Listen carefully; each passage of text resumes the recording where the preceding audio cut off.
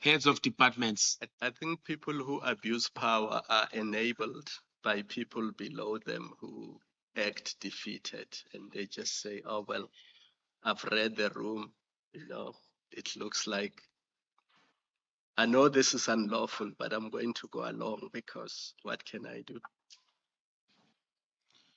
In a way, you are correct. I believe also in that principle that in order for evil to prevail, it only takes good men to sit and do nothing. I believe in that principle. The system in the institution is such that if indeed you have that view, you have to then either submit a grievance to the mayor, and I can tell you now, grievances that are submitted to politicians honestly go nowhere. Alternatively, I think it's section 64. Again, section 64 talks about appeals, but they're mostly meant for your residents if they've got issues with regards to municipal decisions. Now, even if you were to do that, again, it goes back to submission to the mayor, and the system, it's especially at municipal manager level.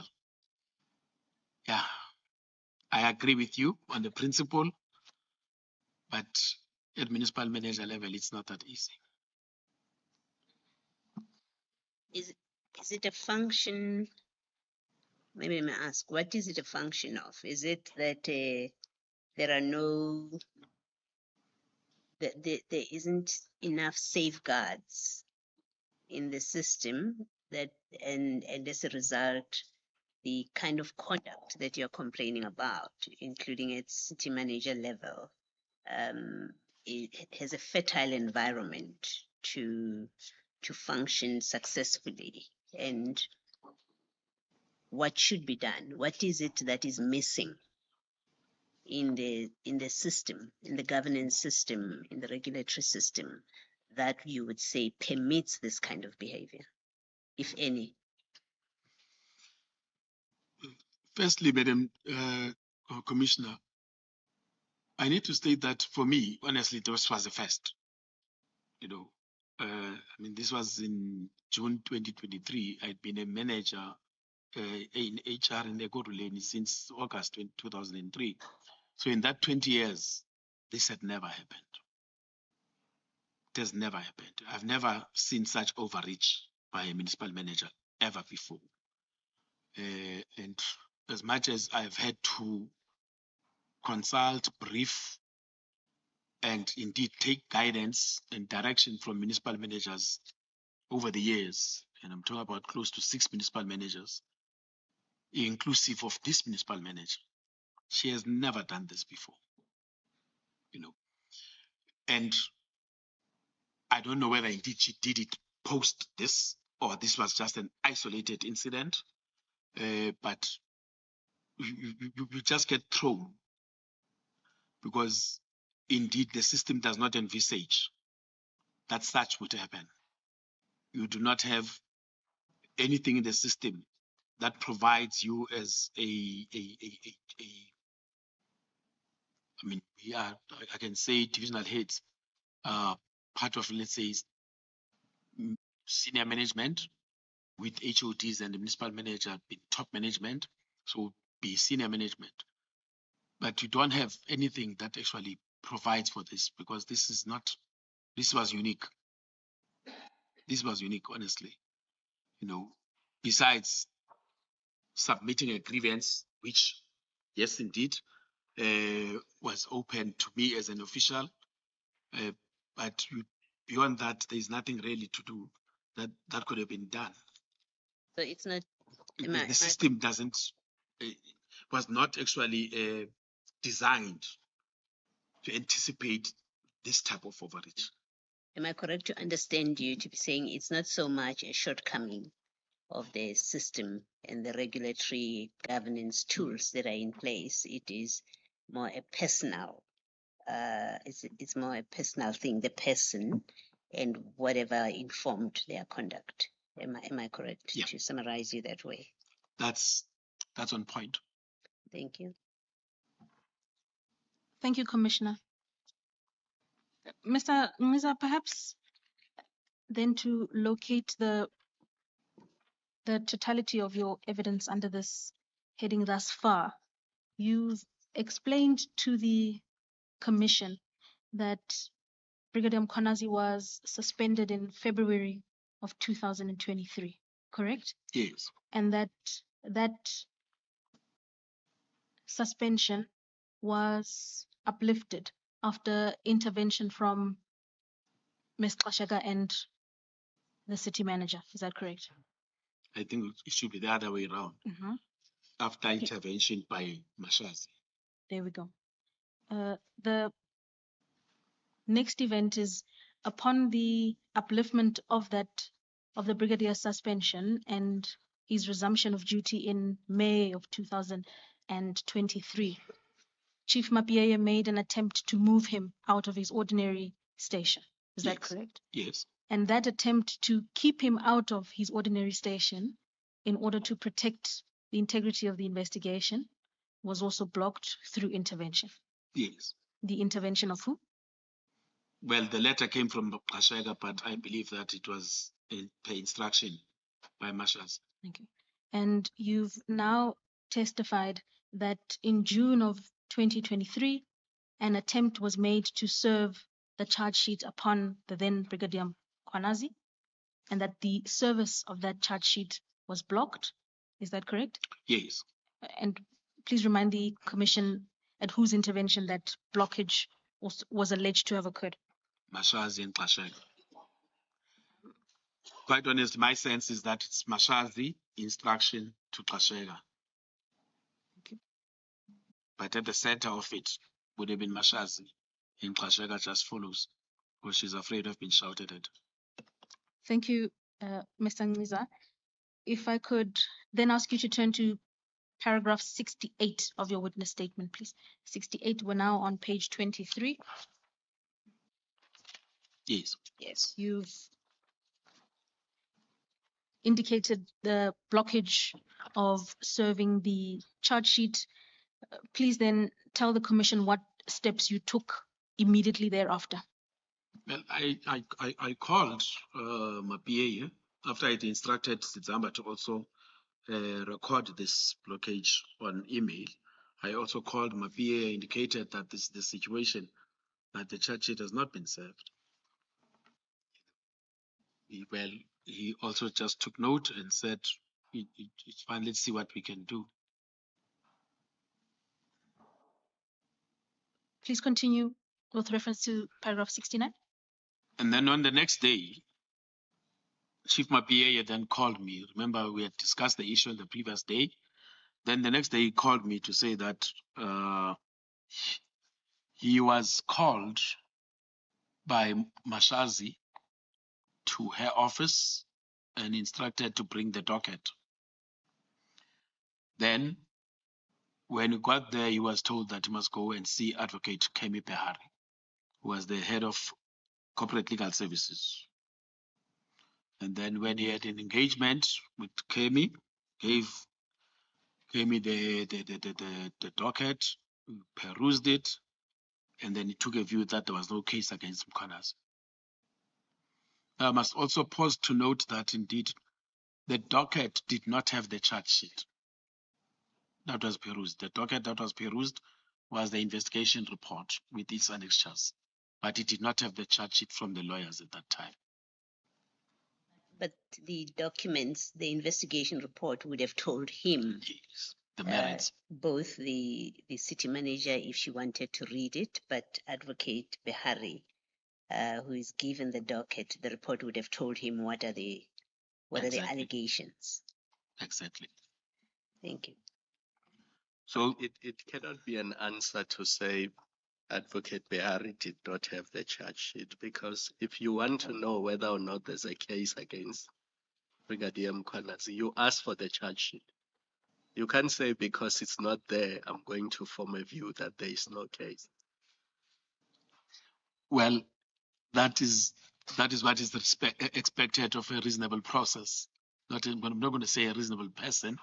A reasonable process would dictate that indeed you must have the fullness the situation in order for you to make an informed decision. I honestly don't understand how this transpired, because you have a situation where the previous day a charge sheet is blocked from being served. So for all intents and purposes, they knew that the charge sheet was there. There is a charge sheet. But for some reason, when there's an engagement with my PA, the engagement is limited to an investigation report,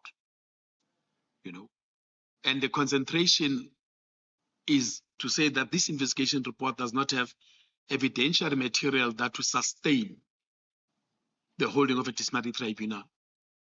And I can tell you now, commissioners, this is discipline management. This is not a trial in court. This is about discipline. Quite honestly, we have approved disciplinary cases on far less than what is contained in that bundle, or in that docket, because this is about affording an opportunity to an employee to come and explain himself to the employer about his conduct or his alleged conduct. So that the test is not as strenuous. But nonetheless, you have a situation here where a decision is taken to say, no, there is no case here. There is no case here. And this version, or this thing that is given to my PA gets given to me at a later stage as well. Did Advocate Bihari speak to you or to anyone from your section who have been involved with this matter when he considered the docket and he got to the conclusion that there is no case? Was there ever any engagement? Not at this stage. Not at this stage. And before this, had he been involved with you or anyone in your department relating to this matter? Nope. Before this point? Before the 21st of June, there has never been a Advocate Kemi Behari, anywhere in the picture, especially on this matter. When I had a conversation with Chief Mapia, I was quite taken aback to say, but Ukenagai, where does he come in? The delegations matrix at that point did not even involve him whatsoever. There was nothing that actually spoke to litigation. At this point, there is not even litigation. This is a disciplinary hearing. That's all. So there was no need for me to have a discussion with Advocate Behari. And for that matter, there was not even a need for me to have a discussion with Klashega or Mashaz. There was simply no need. And before this intervention, or now the involvement of Advocate Bihari as, I think, head of legal, the legal person, Yes. had the legal department gotten ever involved in disciplinary, other than litigating, when it's now at litigation, but at the stage at which the employee relations department is managing disciplinary processes internally? Is there a role for the legal department? The legal department would get involved in discipline management matters that are at the senior management level. The disciplinary regulations, the heads of departments, they got involved. I know that Advocate Kemi Behari was involved at some point when we were dealing with the COO. At some point, we were dealing with an HOD. He got involved with those particular matters. Even then got involved because of his deployment by the city manager. But in the actual discipline management matrix, there was no need at that point for the legal department. There's a number of cases, even at HOD level, that had been processed. Advocate Behari was HOD, corporate legal services, from the 1st of March 2023. So historically, we would not have the involvement of the Corporate Legal Services Department unless there is a particular legal issue that requires their involvement, but only at that level. And Brigadier Mkhwana's position was not that senior management level you are speaking to. No, it wasn't. Thank you. Thank you, Ms. Mthuseni. Thank you, Commissioner.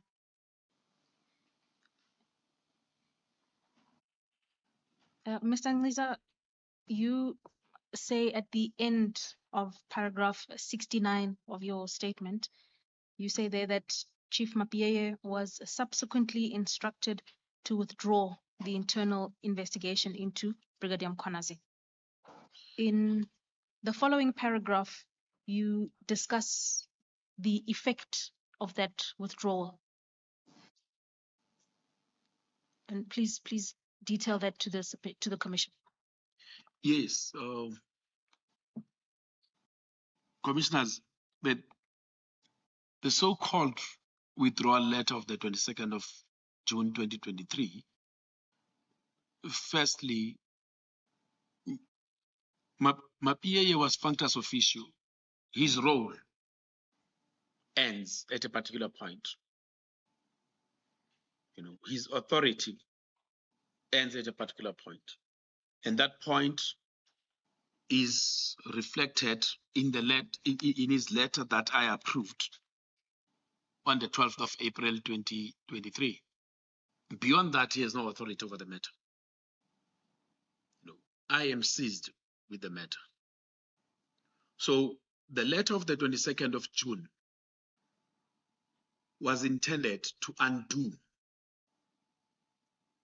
something that had already, transpired.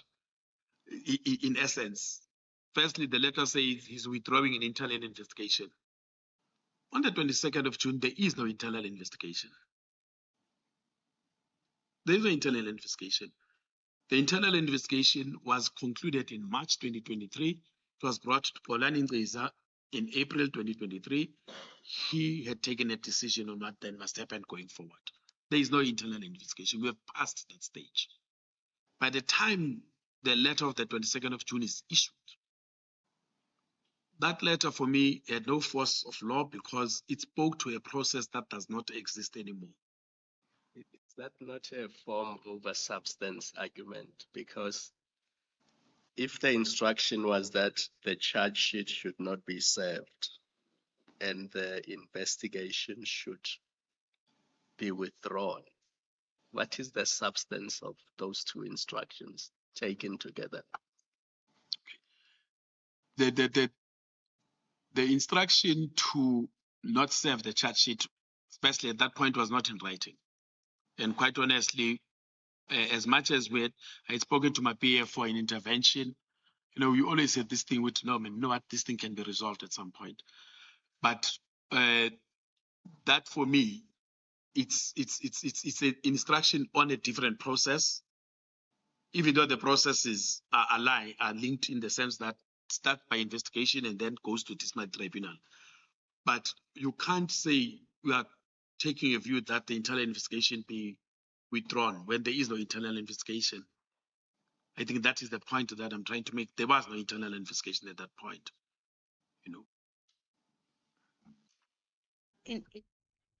All right, so that's the ongoing Madlanga Commission of Inquiry. In case you're wondering who that was, that's former Ekurhuleni Municipal Employee Relations Head Xolani Nxisa. He's continuing his testimony there. We'll be back there again after the news headlines, traffic and sport with Tumi. That's coming up in a moment. Then after 4 o'clock, we will be looking at the midterm budget reaction. We're going to be hearing from a host of political parties that were in Parliament today when Enoch Gonogwana delivered the medium-term budget policy statement. It's been shortened to MTBPS over the last few hours. So we'll get an update from a host of political parties and get an update and see what they feel about a number of things. The closing line from the finance minister is South Africa is choosing growth, stability and reform. So we'll be asking, I think, each of those parties, is South Africa choosing on the right path? Are we choosing growth, stability and reform? Is what he suggested going in that direction? Is it going to lead South Africa in that direction? So that'll be the conversation after 4 o'clock. You are there, SAFM. It's exactly 3:30. Let's get news headlines with Otile.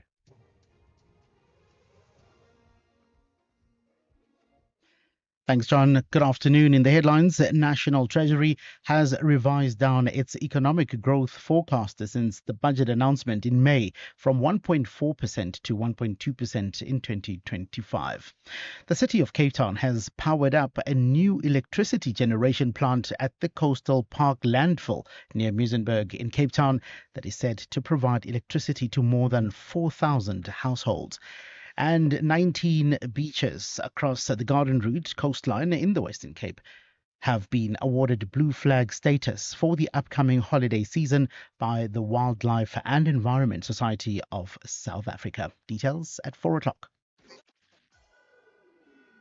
SAFM, guiding you through the rush hour traffic. Good afternoon. Starting off in Gauteng, the N1 northbound in Midrand has a crash before New Road. The N2 westbound in central Johannesburg queuing towards Crown Interchange, and the N12 R24 westbound in Bedfordview slow moving on both routes towards Giluli's Interchange. In KZN, the N3 westbound in Key Ridge has a stationary truck after Shongweni exit. Kassi Road in Hillcrest is slow moving. That's at the M13 highway. In Cape Town, the N2 inbound is where bus fire incidents reported before Liesberg Parkway queuing traffic both ways. The N1 outbound is slow moving towards Okavango Road, and the M5 southbound slow moving towards Milner Road. With your traffic update, I'm Irma G. This is SAFM Sports with Doming Khapele.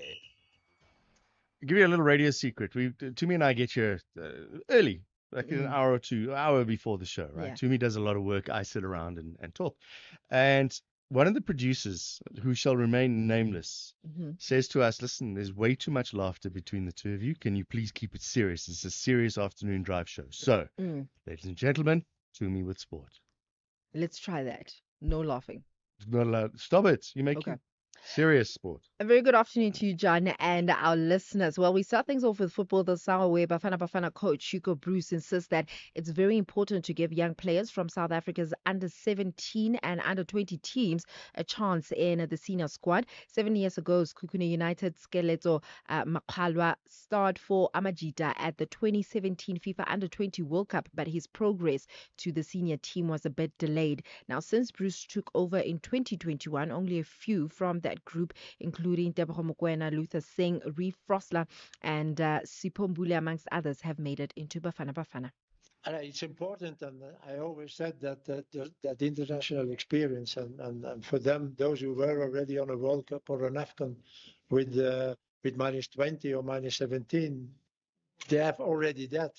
But you have to continue, and that's why I think we talked about it maybe last press conference or the press conference before. That now you have a basic. We have minus 17 who is in the World Cup. You have minus 20 who won AFCON, who was in the World Cup. But now the next step has to be done. And if you don't go on working with those guys, all that talent will be lost in as quick as you can think. So we have to go on working with them and give them their chances in the next months and years for Bafana. Because before they are not with Bafana, and before they are not on training with Bafana, we will not know if they can make the next step. Meanwhile, MC Alger coach Rulani Mokoena says that Bafana coach Bruce could change his mind about Thembinkosi Lodge, just like he did with Themba Zwane. Mokoena says that if Lodge keeps performing the way that he does at Wydad Athletic, Bruce might reconsider his stance. Now, Bruce recently said that he doesn't see Lodge in his Africa Cup of Nations plans because of his age. Elsewhere, Nigeria's players and staff decided to boycott training today in protest to not getting their allowances and match bonuses. Remember, they're still preparing right now for the crucial 2026 FIFA World Cup Africa Playoff semi-final match against Gabon. The outstanding payments are owed since 2019. 2019. 2019. I was just looking now. I remember I saw an article where they're mentioning how much exactly they owe them. Yeah. But they are looking for those payments and bonuses for reaching the 2025 Africa Cup of Nations and qualifying for the World Cup playoffs. So basically, they're saying because you guys owe us for a good 2019, 6 years. 2021. Yeah. I did There. that in my head. Huh? Yeah. No laughter. Might as well just pay us for the upcoming tournaments Right. because Oh, so pay ahead for what's coming up. Yeah. Why not? Why haven't they paid? All right. But Nigeria must win the semi-final Yeah. to advance to the playoff final against either Cameroon or the Democratic Republic of Congo, with the overall winner earning a spot in the Intercontinental World Cup playoffs. How many games they got to do? 6. Mm. Is that how many more they have to do? Because this one and then a final. Yeah. And then go into the Intercontinental. That, so maybe 4 or 5 games they need to do. Oh, it's a tough. We just missed out on that. Whew. Thank God. Whew.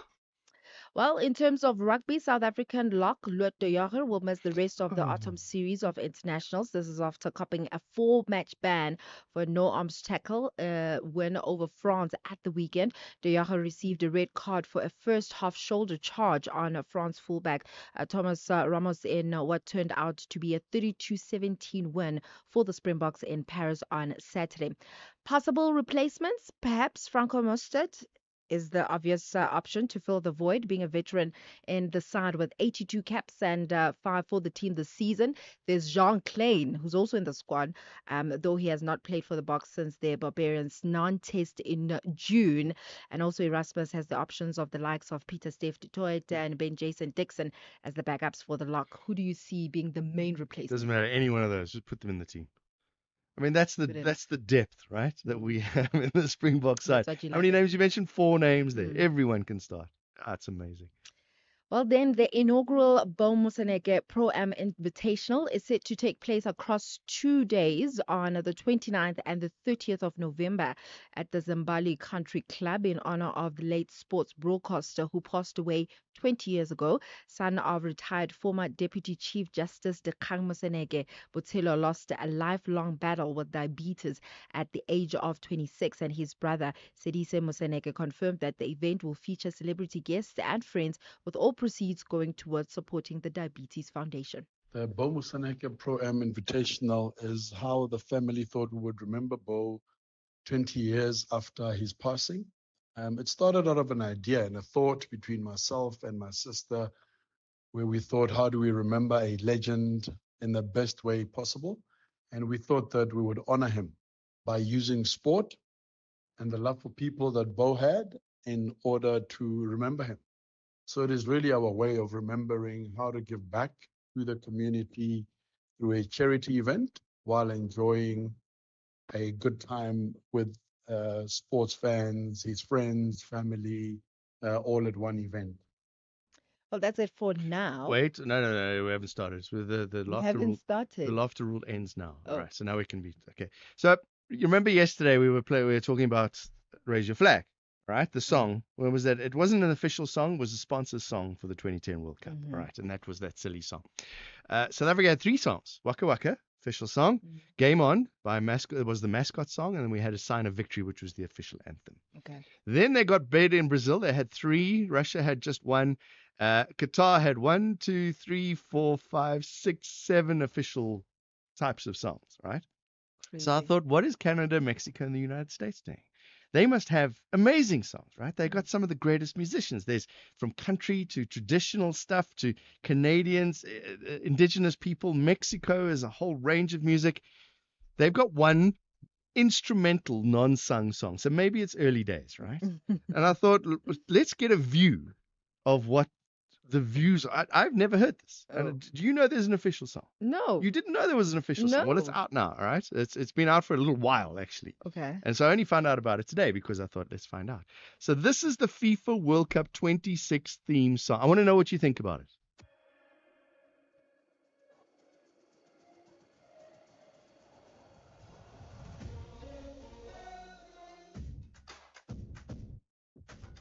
That's it. It's just this over. Keep it going. Is this the beat to the World Cup? No, this is it. This is the FIFA 26 World Cup theme song. Song or beat? It says song. So this I'm imagining will be under like all the TV stuff. Just turn it up. You know, can you imagine like when they have those transitions? It's a nice beat though. Ah, so it'll be in the background like when they're handing out awards and things. It's a nice beat. Isn't it a nice beat? Generic. It's not telling you It is anything. not saying anything. That's what I'm saying. Is it the 2026 World Cup beat, not song? It doesn't say beat. It says theme. Theme song. It says here, Moss. Maybe we should expect more to come. I hope so. Mexico, United States, and Canada, and the best they can come up with some do do do do do. It sounds like the end. You know, like those ends of those adverts. Yeah. Where, you know, like whether you have that little do do do do do. Uh-huh. So this is really. I'm So you're sad. not impressed? No, I'm really I like really the sad. beat. I Turn- think it's a turn- nice beat, Turn it guys. up there. I want to hear.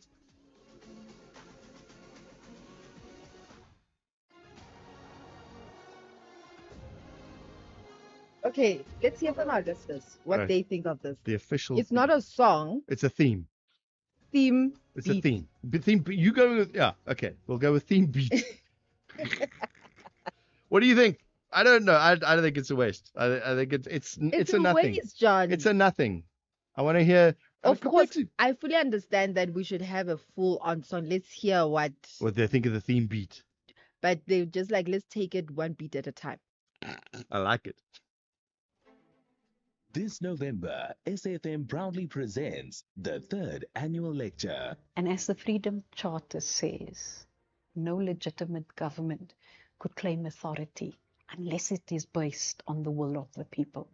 And I think sometimes people forget that. SAFM invites you to our 3rd annual public lecture, delivered by Chancellor of the Nelson Mandela University, Dr. Geraldine Fraser Muleketi. The theme of the lecture is confronting inequality, corruption and unemployment, rebuilding South Africa's social contract for inclusive and sustainable growth. The lecture will take place on the 27th of November 2025 at the Indaba Hotel, Spa and Conference Center in Four Ways, Johannesburg. Secure your seat by emailing us at rsvp@safm.co.za. SAFM, leading the conversations that move us.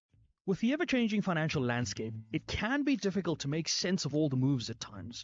Join me, Jimmy Moyaha, on the SAFM Market Update with MoneyWeb, Mondays to Thursdays, 6 to 7 p.m, as we break down the key market trends, top financial stories, and smart investment insights, all in one place. It's everything you need to stay financially informed and ahead of the curve.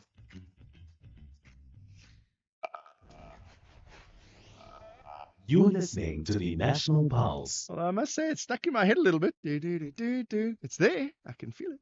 17 minutes to 4. You were there, SAFM. Let's go back to the Madlanga Commission of Inquiry. Former Ekurhuleni Municipality Employee Relations Head, Xolani Mkhize, is continuing his testimony there. That particular frustration that was expressed by all involved, let alone the frustration in the department in terms of senior management of the department.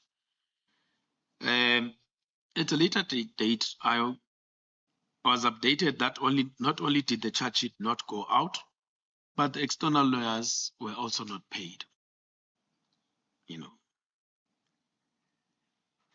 Of course, this was frustrating, and indeed, we were incapable to proceed with the dismissal hearing at all. And can I ask you to read that last sentence of paragraph 73 into the record? Despite engaging the most senior official at EMPD, which would be the chief of police, my superior, which would be the HODHR, and the city manager, brought any inquiry into Brigadier Mkhwanazi to a halt. Thank you. And Mr. Mkhize, do you know if these charges against Brigadier Mkhwanazi were at any point ever served on him, or an attempt was made to revive or resuscitate this process? I ask the question mindful of the fact that you left in March 2024. At that point of departure, were you ever aware of an attempt to revive or to attempt to reserve the charges on the brigadier? I need to correct the point about when did I leave. I was suspended effectively on the 7th of September, 2023, and I was rendered a persona non grata. There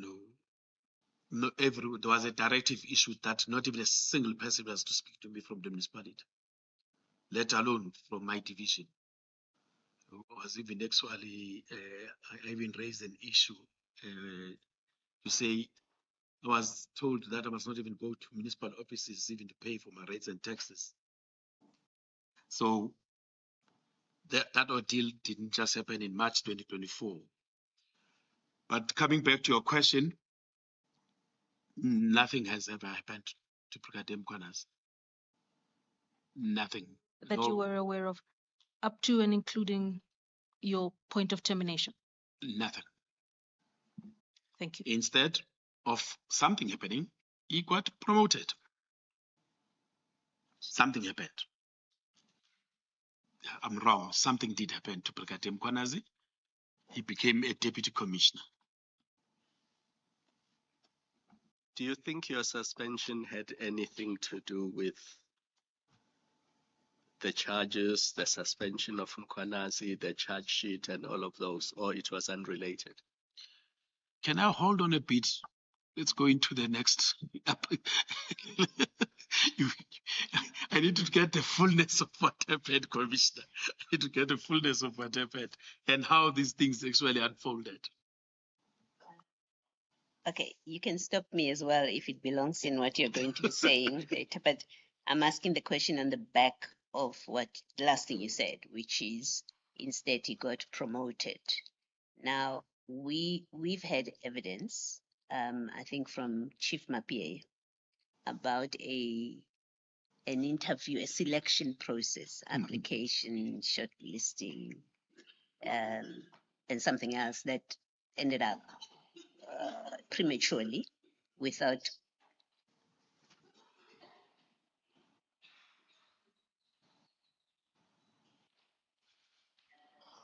that ended prematurely because a step that was supposed to complete that process was not done, but the next thing he was appointed and he got his colors. Do you know anything of? Yeah, I struggle to remember the name of that thing. His rank. His rank. But didn't learn to wear it properly. Were you involved with that selection process? Do you know anything about it?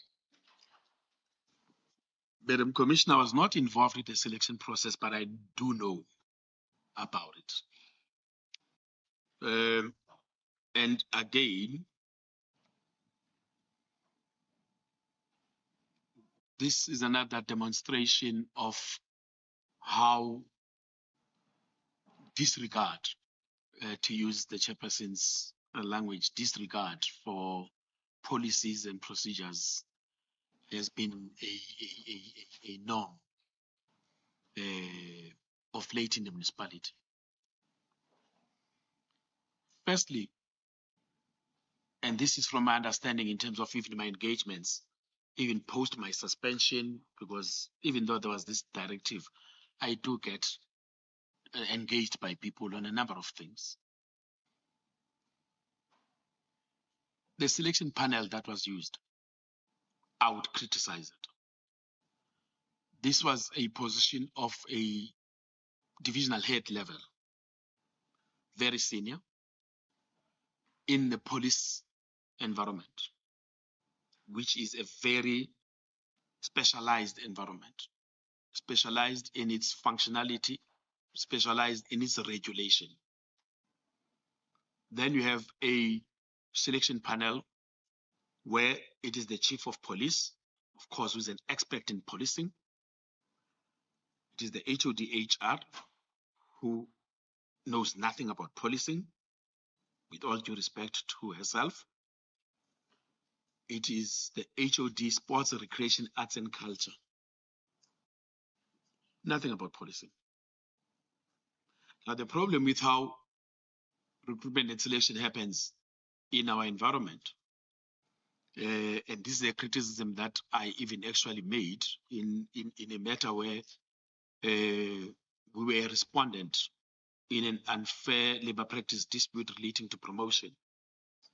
And the criticism that I made, and fortunately for the municipality, we won using that criticism, is that we have a situation where the actual suitability of a candidate for appointment is premised on an aggregation of the scores. You aggregate the scores of the three panelists.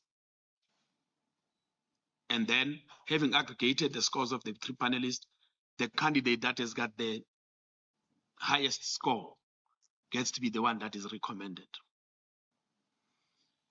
Now, in a situation like this one, the two people that are not experts on policing, I have not seen the scores, but I can tell you now, would have scored Mkwanazi better than the person who's an expert on policing. So keep an eye on that. There's 10 minutes or so, 8 minutes or so of the Madlanga Commission of Inquiry ongoing. We'll catch up with that after this.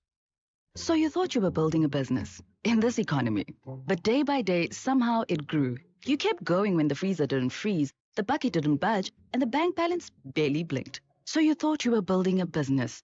You weren't. It was building you. Because this isn't just what you do anymore, it's who you are, and you don't trust just anybody to protect it. Chat to your broker about Old Mutual Insure Business Insurance. Protect what built you. Old Mutual Insure Limited is a licensed FSP and non-life insurer. The Department of Public Works and Infrastructure and the Construction Industry Development Board will be hosting the second annual National Construction Summit on the 13th and 14th of November at the Birchwood Hotel and Conference Centre in Boksburg, Gauteng. Under the theme Unlocking Infrastructure Delivery, Raising Construction Industry Performance, the conference will discuss improving efficiency of infrastructure delivery and performance, progress and update in efforts to combat the construction mafia and eliminate construction site disruptions and many other issues. The Department of Public Works and Infrastructure, turning South Africa into a construction house. SAFM is streaming live now on Facebook, YouTube, and X at SAFM Radio. You are listening to John Gericka on SAFM. 8 minutes to 4. Let's go back to the Madlanga Commission. The options that would be for the other two are informed by what has happened with previous appointments at that level in the EMPD. All right? Because this was not the first time that the EMPD was having an appointment of a deputy chief of police. It was not the first time. So in previous instances, you would have the chief of police and the head of department disaster and emergency management services. The head of department disaster and emergency management services is the closest, because that person is involved in the uniformed service. In the uniform service, and indeed there are those overlapping functions that actually are involving both EMPD and DEMS. We call them DEMS, Disaster and Emergency Management Services. So the precedent in the municipality has always been that DEMS HOD, even if it's an acting HOD of DEMS, would sit with the chief of police. All right. That has been the precedent. Okay. But I can tell you now, there's been a number of instances where when we are having a divisional head position, specific individuals are then drawn to be the panel, because a particular outcome will then be determined. Specific individuals that are consistent in the panels for divisional head positions. I interrupted you. You were still explaining what you know about that process that ended prematurely, the selection process, but somehow Brigadier Mkwanazi was selected. Thank you, Madam Commissioner. Please hold that thought. Let me continue the interruption. On the facts that you are aware of, why do you think the city manager was as invested as she was in Brigadier Mkwanazi? I wanted to also include Ms. Sasheka, but I'm not sure whether I should, because at some stage you said that she didn't want to be shouted at and wanted to see the finalization of the DC process without a hearing having taken place. So maybe let me leave her out of the equation for a moment. So why do you think, on the facts that you know, the city manager was as invested as she was in Brigadier Mkwanazi? Thank you, Chair. I think, Chair, there's a point, I think it was I'm not sure it was yesterday or early this morning, when I had to give a view on the proximity claim. And I indicated that when you look at the hierarchical arrangement of the municipality, there shouldn't be a proximity between the two individuals. But nonetheless, that proximity does exist, and perhaps one would have to then investigate what informs this proximity, because this proximity, in my view, is what then informs the municipal manager's attitude, the municipal manager's conduct when this individual is involved. When this specific individual is involved, there's a number of matters that we've dealt with this municipal manager. A number of matters, including HODs, including other people that were even in her office, directly in her office. But this was unprecedented. And the only thing that one can opine is that it is unprecedented, and it is the type of conduct is informed by things that are extra. Is there extra organizational? There's extramural activities, So there's something that is beyond organizational arrangements that, in my view, exist between Mashazi and Kwanazi. That would then inform the proximity claim. That would then inform the conduct of the municipal manager in respect of this individual, protecting the individual, not only protecting the individual, advancing the individual. There's so many things. You have a situation where, and it's just unheard of in the municipal environment. A person gets appointed to a position that is the equivalent of other positions, and there are other people that are occupying those positions. This one comes now, Umafigizolo, literally this is the Mafigizolo. But then the Mafigizolo gets to act and be the supervisor of the people that have got more service, more experience, more qualifications, more this, more this, more that. But this person gets to act. And these ones never get to act at all. For as long as Chief Mapia was on leave, was put on special leave, was suspended, one person acted. Council policy on acting is clear. There must be a rotation of acting. But there's no rotation of acting. This person gets favored above everybody else. And there is no rational basis in terms of the institution, in terms of processes of the institution that I can think of that would put the municipal manager in that position where she has to make sure that this one person enjoys protection, enjoys benefits, enjoys everything. There is nothing institutionally. So then it has to be on a personal level. The allegation against me and Chief Mapia is that we are personal against Julius. I don't know how do I become personal, Chair. I don't even know the man. I've never seen him outside of uniform. I've never seen him outside of uniform. I've never even met him at a funeral, except for a funeral of an EMPD official, where even then he's in uniform. But I'm personal against him. I don't even know where he stays. I don't even know his family. I know nothing about him, except for the fact that he's an employee of the municipality. Right, unfortunately, we have to leave it there. Former Ekurhuleni Municipality Employee Relations Head, Xolani Mxhiza, with his testimony at the Madlanga Commission. If that continues after 4 o'clock, which they don't normally do, we'll go back there. But also, we're getting updates and reactions from the midterm budget that was presented earlier on today. We're going to hear from a host of political parties what they think. They've had a time to read through it, listen to it, digest it. We'll see what they think after the news at 4 o'clock.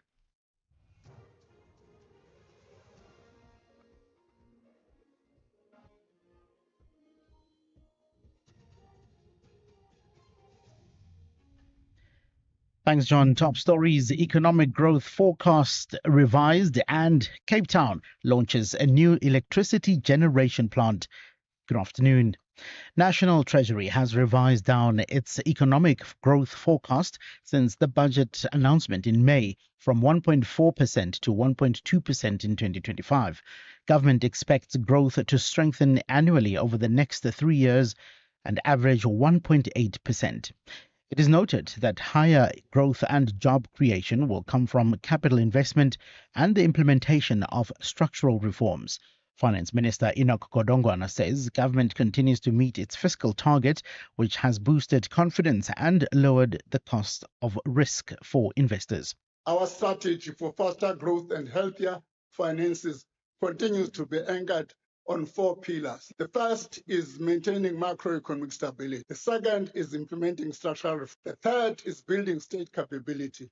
And the fourth, supporting growth enhancing infrastructure. The city of Cape Town has powered up a new electricity generation plant at the Coastal Park landfill near Muizenberg in Cape Town. It's said to provide electricity to more than 4,000 households. Cape Town Mayor Jordan Hill Lewis says the plant will convert landfill gas to power. He says that the city will invest 82 million rand in the plant's infrastructure over the next 3 years. I was so pleased today to be able to switch on our brand new state-of-the-art gas to energy project at the Coastal Park landfill, which takes gas which the landfill naturally produces and which usually is just wasted into the atmosphere and burns that gas for the production of electricity. Just this one facility will produce enough electricity for 4,000 homes in Cape Town. The city of Johannesburg says it has found that local informal traders are renting out their stalls to undocumented foreign nationals. This comes as the city continues the verification process for informal traders, which will end on the 18th of this month. The process follows a court ruling ordering the city to verify traders, issue permits, and allocate stalls to legitimate vendors. Calvin Mabasa reports. The city of Johannesburg says it has discovered a growing trend of local traders subletting their stores to undocumented foreign nationals, a move that violates permit conditions and undermines the integrity of Johannesburg's informal trading system. The city has warned that anyone found guilty of this practice could have their trading permits revoked.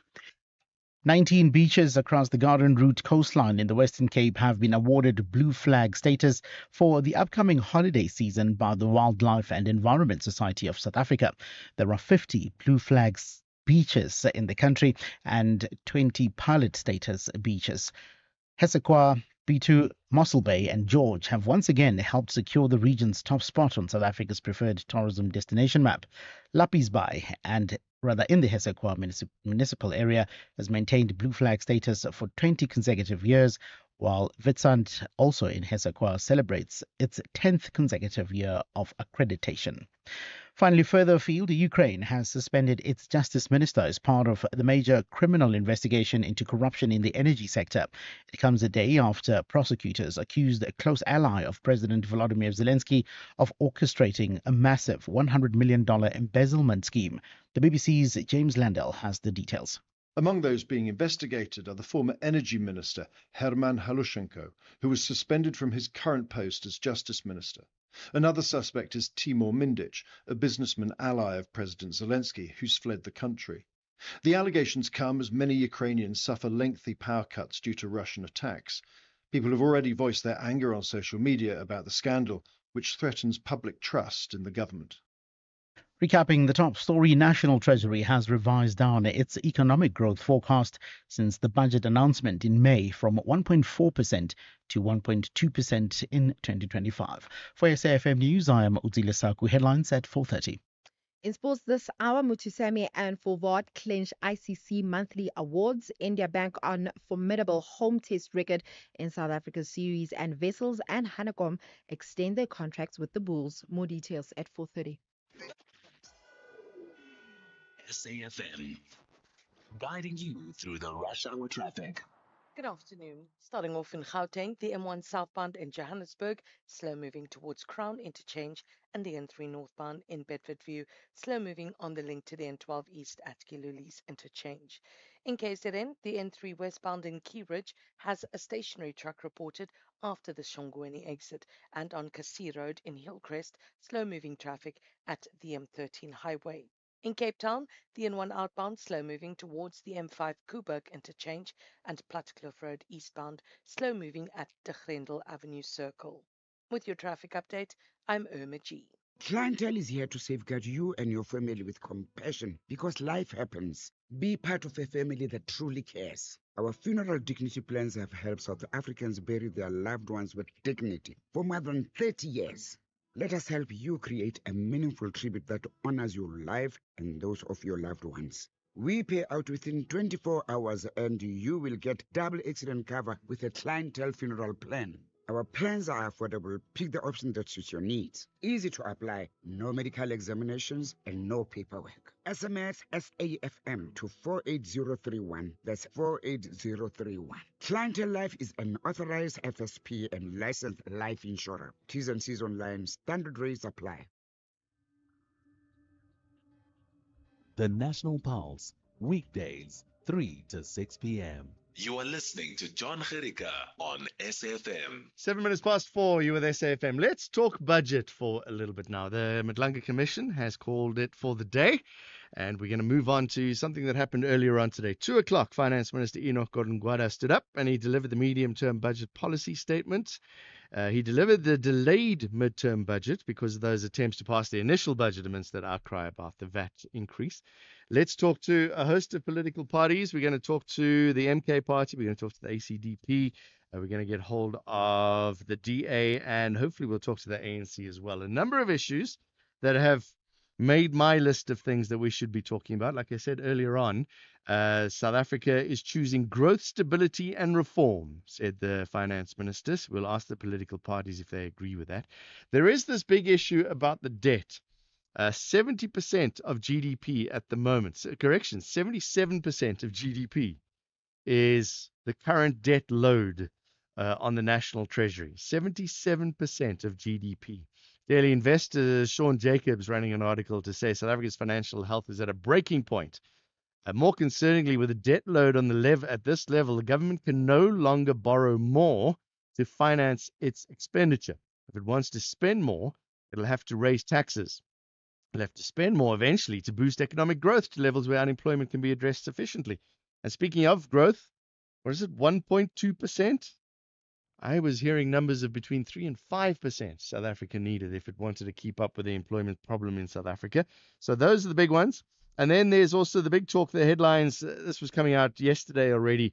This inflation target of 3%, give or take a percent. We'll see what that means. So big issues that we can talk about. We'll talk about that in just a second. Where are we going to first? Let's go to the MK Party. MK Party first. Wesley Douglas is the MK Party MP. Wesley, thank you very much for joining us this afternoon. Let me start. I'm going to ask the same question from each political party as we go through. The Finance Minister saying South Africa is choosing growth, stability, and reform. Would you agree? No, not at all. This is a continuation of the austerity budget that they had, and it's a continuation of the looking after the elite rather than the poor. We didn't speak anything about how this budget is going to benefit the poor. Currently, South Africa is the highest unemployment rate in the world at 42%. And the global average is like 4.9%. And the youth unemployment is worse here now. It's 72 or 74%. So we look at what is really mattering to our people. It must be outcomes. This is just a pro-business budget and a medium-term budget policy. This is only for business. So it doesn't actually help us to feed our people. It doesn't actually help us to be able to use this mechanism to be able to beneficiate our minerals, take back the land and do land reform. It doesn't help us to be able to feed our people and take them out of poverty. We have one of the world's richest countries with wealth unimaginable. But the Minister in Finance must introduce wealth taxes that target the top 1%. Wealthy citizens who control over 55% of the South African economy. We cannot have a situation where finance minister can get up and you cannot look at the unemployment rate as a massive macroeconomic shock. It has to have a dramatic intervention. This was business as usual, and it means we're going to have the same outcomes that we've had for the last 30 years. And South Africans cannot take it anymore. So, from our perspective, we need to make sure that the debt servicing cost, which now is growing faster than 3.8%, it's growing faster than our core social and food spending, which is only 2.7%. So that means we will always be chasing more debt, basically robbing Peter to pay Paul, resulting in the fact that South Africa now spends more to service debt than to rebuild our communities, create jobs, or protect its own people. This is not what we voted for. This is not what we want. This is an elitist budget. And from our perspective, we want a budget that speaks to the real issues, land reform, how we can use the minerals to free up people from poverty, how do we eradicate the shack, so that we can build smart cities for our people, that we can make sure that everybody becomes custodians of the land, that we jointly share in the wealth of the land, as our ancestors did, because we are the Aboriginal people, the indigenous people. We also are people from all other walks of life from around the world, and we should be one people that benefit from the country together. So, from our perspective, we did not speak to the issues of industrialization. We didn't speak to the issues of beneficiation at source of our natural resources and our minerals, and how we're going to use these to create opportunities for productive investment. But the investment and the foreign direct investment must first can only follow land reform and land justice.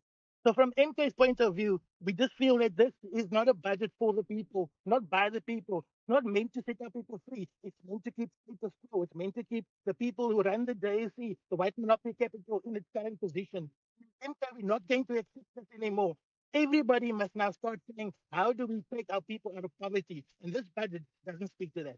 Thank you. There were a couple of things that he did mention. He's cutting back on some underperforming budget or low priority programs to improve spending efficiency. He's talking about bringing the private sector in. He mentioned the railways are doing good work there. The harbors are doing good work. Is that the right way to be going? Look, there's a lot of good policy discussions that they have been putting out for 30 years, and it's not about what good policy you put out or you speak about. It's about what you actually do. It's about what your actions say. It's not what your mouth says. And the minister, as well as the GNU, all they do is talking the same nonsense that you heard for 30 years. We need something different. We need to transform this economy in a proper way. We need to structure developmental economy that is focused on poverty alleviation, not on making businesses richer and the rich richer and the poor poorer. So, for us, there has to be a place where working class people, unemployed youth, can actually be part of the fiscal discipline and be put into our constitution as protected people. We protect our rhinos better than we protect our children in Google Leto, Mitchell's Plain. So our priorities is very simple, South Africans. Thank you. There was mention about SARS stepping up its game. If they can get the correct tax figures in, then that'll help. That's what you're talking about as well. So to make sure that the taxes are collected properly from those big businesses you're talking about. Well, yes, we want taxes to be brought in, but what is the use of having more taxes if the corruption within government that goes to the highest level is just a sieve where that money goes in and it pours out not into the pieces, not into the water supply that is a human right of our people, which is now being monetized. People talk about privatization. Everything we do is being privatized. And our people are suffering because they have to queue in lines for water. They have to wait for electricity. They have to wait for all these different things. No, we need a different way of thinking. We must take all our people out of poverty collectively. We must do it quickly, like other countries have done. Norway has its National Central Wealth Fund. There are land trusts that we can use, and we can do it for the good of all our people, like they do in Dubai, like they do in China and Russia, the global south. We have so many different best practice models where we can actually use those things to transform our communities. We have only 55% of the world's PMDs. There are people that live in abject poverty. It's a disgrace in the world that we live today. And it's because our politicians have forgotten about the people and to care for the people. That's where we and this particular finance minister, this particular finance budget, it just reeks of protectionism of the status quo at the cost of the poor. Wesley Douglas is an MK Party MP, opposition there. Let's go to a party that's in the government of national unity, the ACDP. Steve Swart is an MP for the ACDP. Steve, same question that I put to Wesley Douglas there. The minister saying South Africa is choosing growth, stability, and reform. Do you agree? Well, hi, John. Firstly, just a slight correction that we are a constructive opposition. We're not breakers, the MK and the EFF. We are not in the DNU. Okay. What we are seeing is that there is a degree of fiscal consolidation. We are seeing this massive shift. And yes, we would like to see this a lot quicker, as Mr. Douglas has pointed out, that it takes time to shift this massive shift that has been going around for 30 years. And so what we are seeing is sadly very low economic growth. I mean, at the beginning of the year, the money was 1.9%. We moved it to 1.4%, 1.2%, which is even lower. On the positive side, we are seeing some green shoots to stimulate faster economic growth. We are seeing basically power being sorted out. We've seen our ports and rails being dramatically improved. And we are seeing other areas where there is a general improvement. We've seen government expenditure, those duplicate programs or programs that are not producing any value being eradicated. And I just had a fact that the commission and commended it, because what is happening is the funds that they've received resulting in them forecast to collect an extra almost 20 billion rand in this tax. So that is very positive. And you remember the minister said at the beginning of this year that if it isn't increased revenue collection, then have to increase taxes, which we as ICB not support, have a 20 billion rand. So there are some positive green shoots. Again, slow economic growth is not going to help. We are seeing the private sector is still sitting on almost 1.8 trillion rand in reserves. They are not investing yet until they see policy certainty, until they see crime and corruption sorted out. John, as you know, I'm the longest serving member of the Justice Portfolio Committee. I feel very strongly about crime and corruption impact every citizen in our businesses. And corruption is taking billions of rands from our fiscus. And we see the shocking revelations from Lieutenant General Mkhitaryan, Madlanga Commission, the Ad hoc Committee. So we've got to reform our criminal justice system.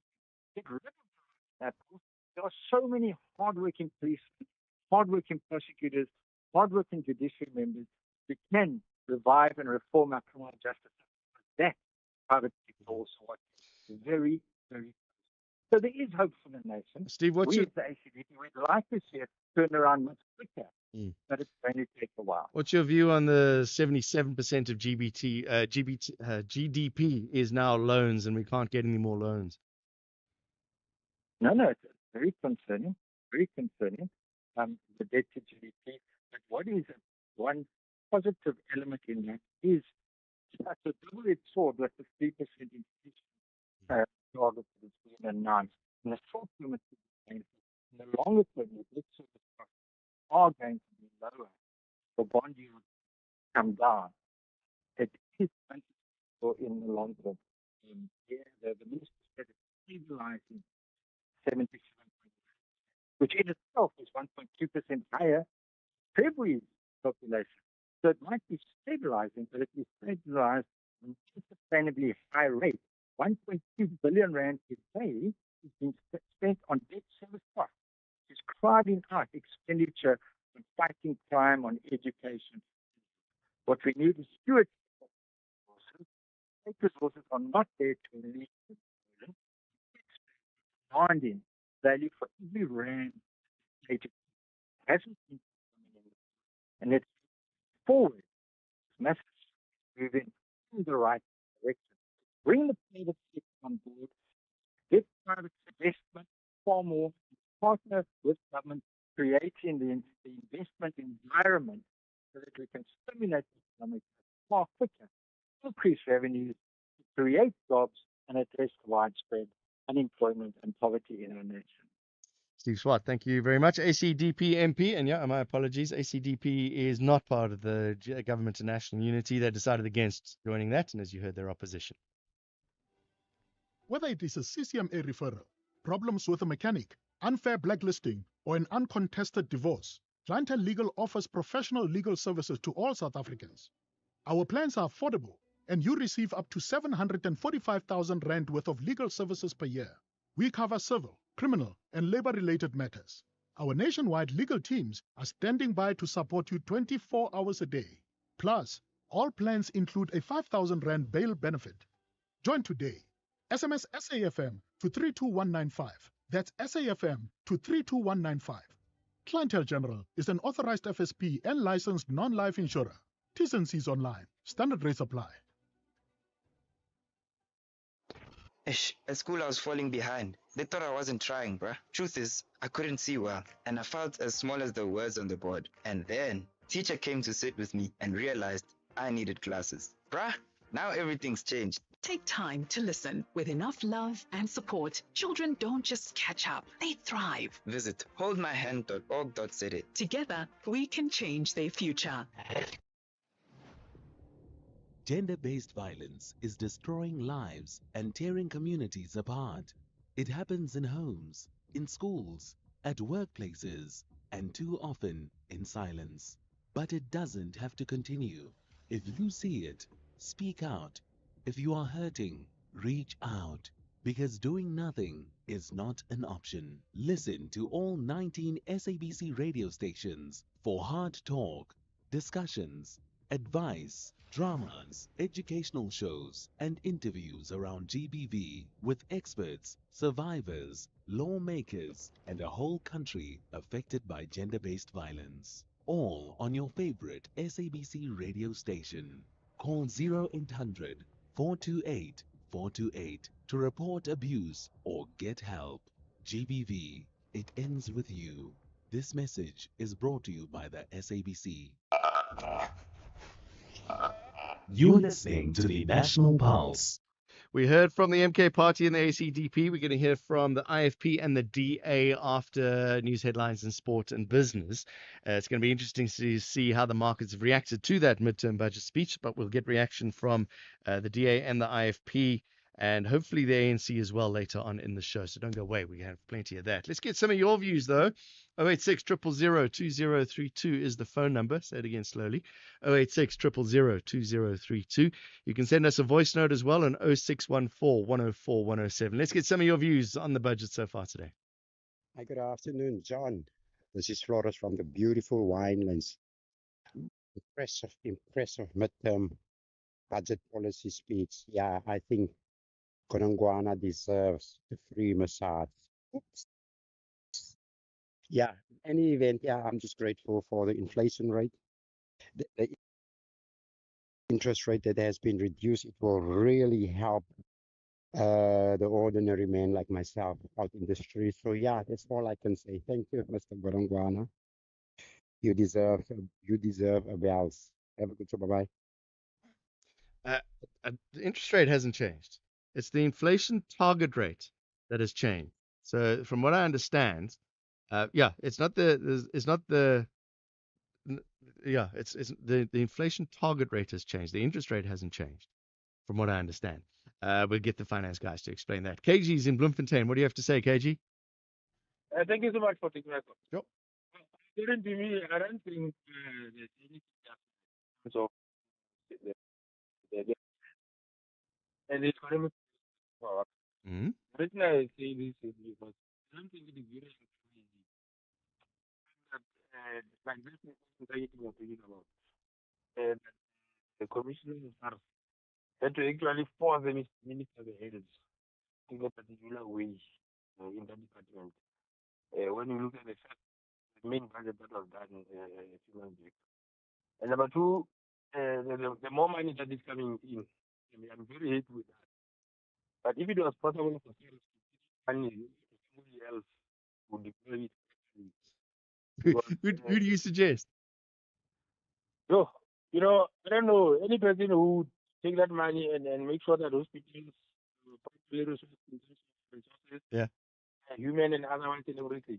It is very disappointing that even now in 2025, after itself, after what we experienced in 2021, we are still even now experiencing, even after COVID, after the looting and the theft that took place, as a result of that, COVID, we are still hearing these kind of stories that are going on, even currently now.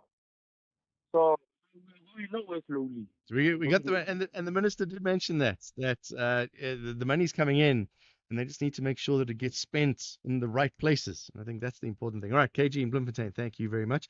Yeah, the next NPC meeting when we talk about interest rates, that NPC meeting will be on the 20th of November. What have we got? 9 days away from today, or 8 days from today.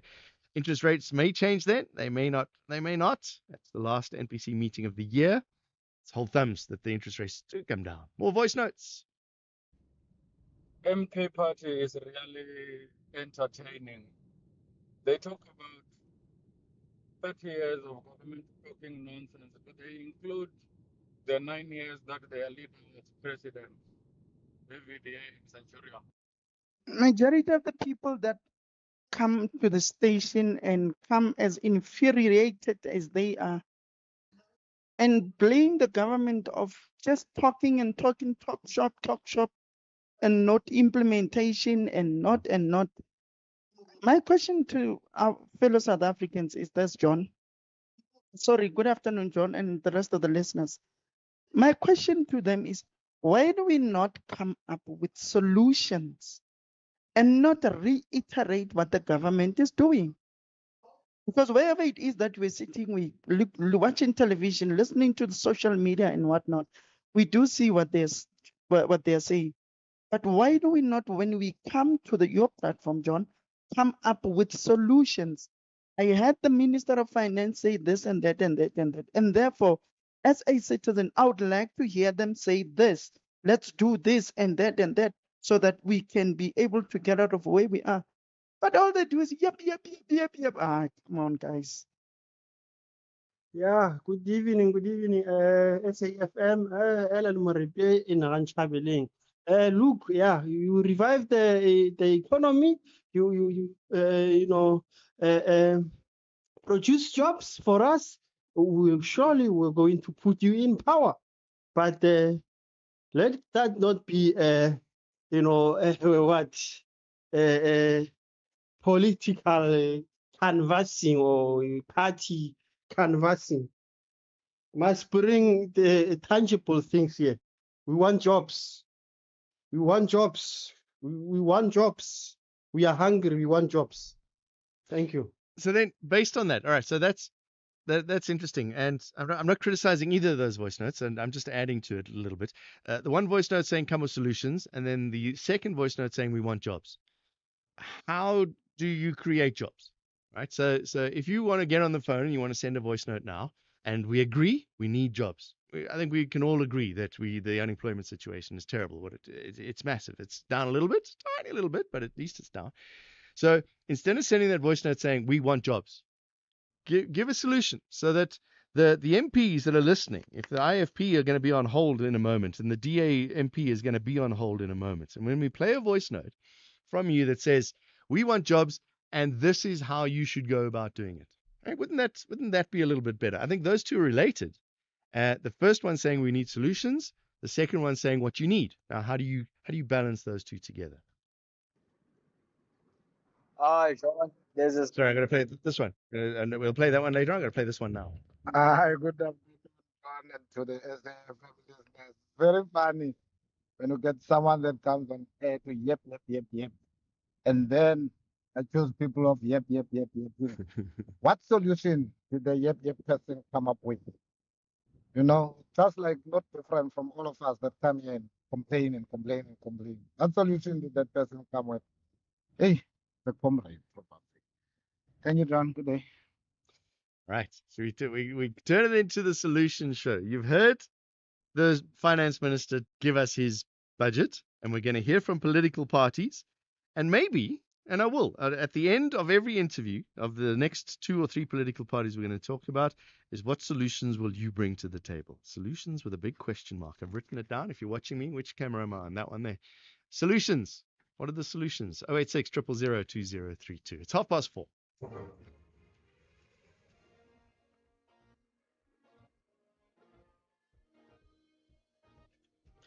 Thanks, John. In the headlines, government has revealed that the VAT increase proposed in the 2025 budget announcement is now off the table.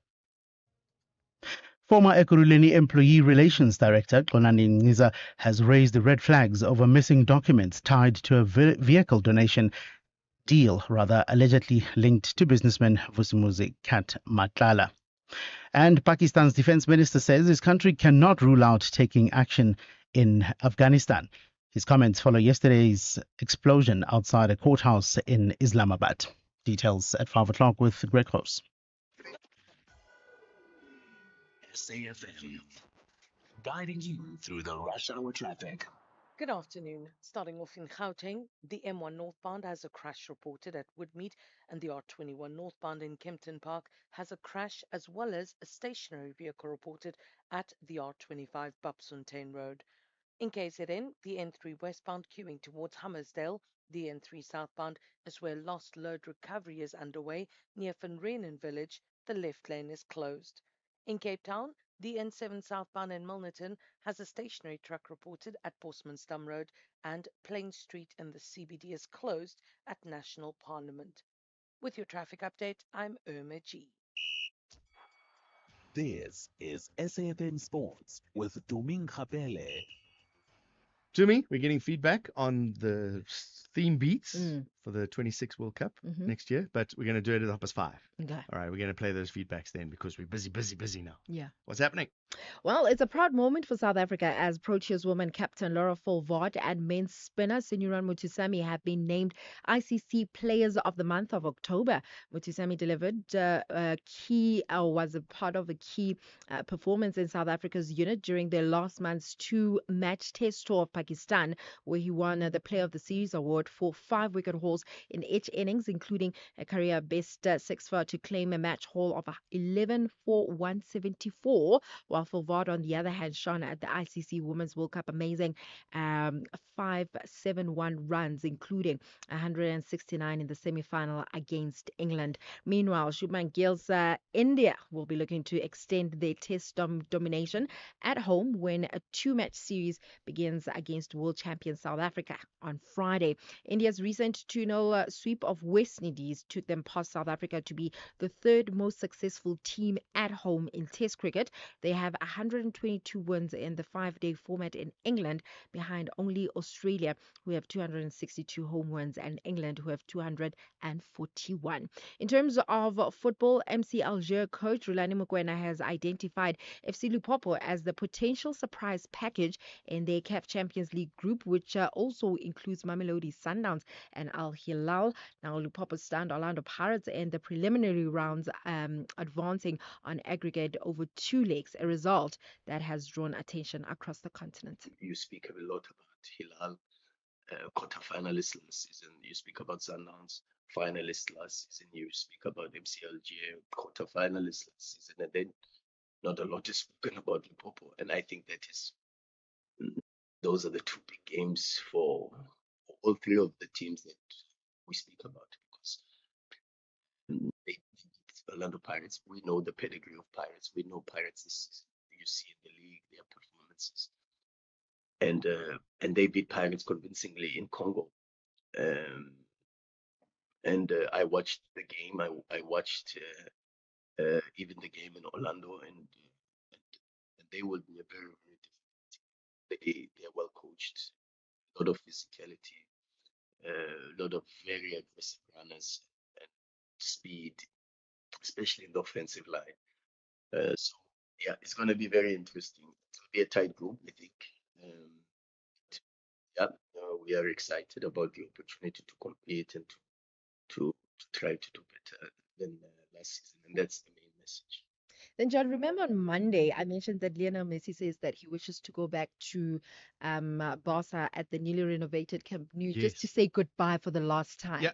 Well, Barca president Joan Laporta says that Messi returning to the Catalan Giants is quite unrealistic. However, he does say that he would love to hold a match in homage to Messi's career at the rebuilt Camp Nou once it's fully open. And I mean, I was reading about a security guard at Camp Nou. He was saying while on duty, a man in a hooded jacket and masked asked to enter Camp Nou, and he was like, "No, absolutely Yeah. not," until he took off his mask, and it was Messi. Now, I've seen a photograph, but it's on the internet, so who knows if it's real or not? It could very well be AI. Or Why would he lie? Or it might be somebody else. Maybe somebody just posted a picture. Dear AI, put a picture of Messi in the new Nou camp. So you think it's AI? I don't know. Because who would have taken the picture? The security guard. No, it was someone else, but at the end of the day, he did. Was he there? He says he was there. Okay. Well, the reports are saying that he was there. But imagine you just being a security guard, minding your own business. This is what Messi just decides, you know what? Let me just go pay a visit at this stadium, this club that I love so much. Here's the picture. I'm also looking at the You got picture the here. There he is there. Is that him? Is that real? Is that real? It must be real. All right. Why would... This is Fabrizio Romano. Oh, we got to move on. Yeah, we do have to move Rodrigo on. de Paul took the picture. It's on Messi's Instagram. There we go. So Messi, So it's it real. is. 15 million likes. It is real. It definitely is him. But anyway, In fact, we're up to 23 million likes now. I think for me, if they do actually have that exhibition match for Messi, I'd love to be there. Sorry, just one more little stat. All right. Messi's random Camp Nou visit got more likes than Ronaldo's first trophy in 4 years on Instagram. Why do people like doing that?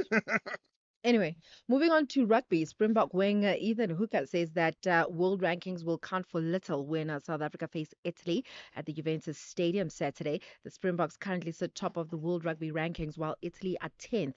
But Hooker insists that the focus is on performance rather than position. And he says that the team hasn't paid attention to rankings or to the fact that Italy's only win in 18 tests against South Africa came back in 2016. I think world rankings are really meaningless. I mean, it's all about on the day how a team pitches, their prep during the week and stuff like that. We don't really look at where they position in the world. I mean, like you said, they have beaten us before. I think they're just another team coming out here to just give their best against us. And we got to match them and be better than that much with a win. In Paul, Lorenzo Musetti earned his maiden victory at the prestigious year-end ATP finals last night when he battled past Australian Alex de Minaur 7-5, 3-6 and 7-5. Musetti entered the tournament as a late replacement after Novak Djokovic's withdrawal and had suffered straight sets losses to Taylor Fritz in his opener. And the results now opens a nice scenario for Alcaraz, Fritz, Musetti and de Minaur ahead of day 3. I'll have more on other sports in the next hour. If you think you cannot afford a lawyer, think again. Clientele Legal has made professional legal services affordable. You receive up to 745,000 rand worth of legal services per year. Our range of plans include cover for you, your spouse, children, and extended family. Plans include cover for civil, criminal, and labor-related matters.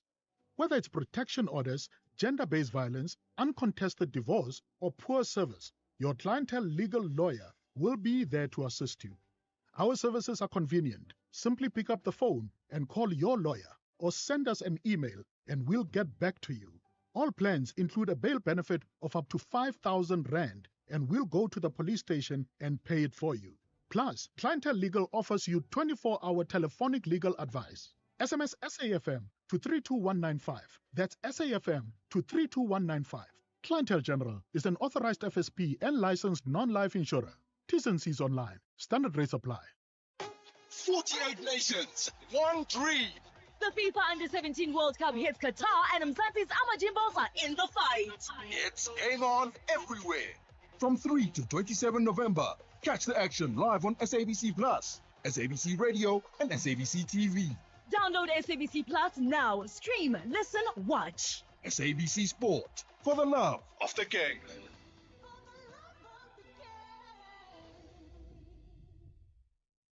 Attention, everybody. Diabetes affects millions of people in South Africa. Akwele is inviting everyone to unite for a healthier tomorrow. Our mission? To beat diabetes together. How? Get tested. Choose water. Eat healthy. Get active. Every bottle of Akwele natural spring water you buy makes a difference. Together, let's beat diabetes. Let's get the latest business news. 20 to 5. Paswane and Pahleles. In fact, we're going to go to that in just a moment. Before we do that, let me tell you about the Department of Public Works and Infrastructure and the Construction Industry Development Board. They're going to be hosting the second annual National Construction Summit on the 13th and 14th of November at the Birchwood Hotel and Conference Center in Boksburg. Under the theme, Unlocking Infrastructure Delivery, Raising Construction Industry Performance, the conference will discuss improving efficiency of infrastructure delivery and performance, progress and updating efforts to combat the construction mafia, and eliminate construction site disruptions and many other issues as well. The Department of Public Works and Infrastructure, turning South Africa into a construction house. Economic news on SAFM. Facts and figures you can count on. Now we go to business. Paswane Mpahlele is the Senior Accounts Manager at Makwe Fund Managers. Woolworths trading update, and I'm sure keeping an eye on those numbers after the budget speech today, Paswane. Definitely, yeah, they gave us good for 9 weeks in November. They're reporting on good things, broad based. Gold sales are up to inflation in a tough consumer environment. Very demanding. Yes, the food division in Woolworths is the growth something over 7.7%. Export the market share. Fashion is up 50%. Improvement was supported by volume. We think the country road business is doing done with running the calendar, showing some growth, team growth, sales running up. Overall, the guys are improving. The still not cold. Guys, so good earnings and revenue and of profile and investment. That's the look into the low market there. We are seeing the midterm budget. Now the turnaround for South Africa has been shift to improving their consolidation. It's a fragile economy going into next year. They're running that deficit stabilizing, and they have confirmed that the low inflation target is improving investor faith. Their was a performance-linked allocation of funds with those investment consumers. It means that the of means that those see credit responsibility, no tax risk, and opportunity sectors going forward. Globally, we're seeing investors remain excited about government reopening in the US as they do a very light and rate cuts, and this has provided a dollar with a rebound in yields and which is the likes of gold has been more some marginal gains for some ounce oil thanks to $2, $63.77 per dollar for the top of the US mark are of zero zero. European market that gains up and when we bring it locally, we see 1.11 and dip point industrial rate of 0.14. Yes, the rand is moving the same direction as dollar holding, but when it's between this is when I think of the euro, the pound rand against the euro, the 1975 rand against the pound, dollars. Paswane Mpahlele, thank you very much, Senior Accounts Manager at Makwe Fund Managers. You're listening to the National Pulse. 086 000 2032 if you want to have a chat. We're chatting about budgets, and one of the suggestions a little earlier was giving us solutions. We got all those issues: debt, as you've heard, 3% inflation, only 1.2% growth, all the borrowing that's happening. What are the solutions to all of that?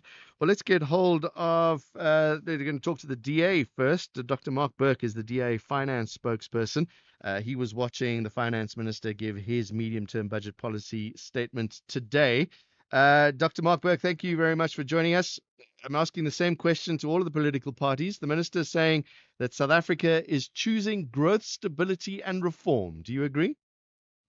I do agree, John, and it's good to be with you. How is growth, stability, and reform being chosen? There's a couple of positive indicators coming out of this budget policy.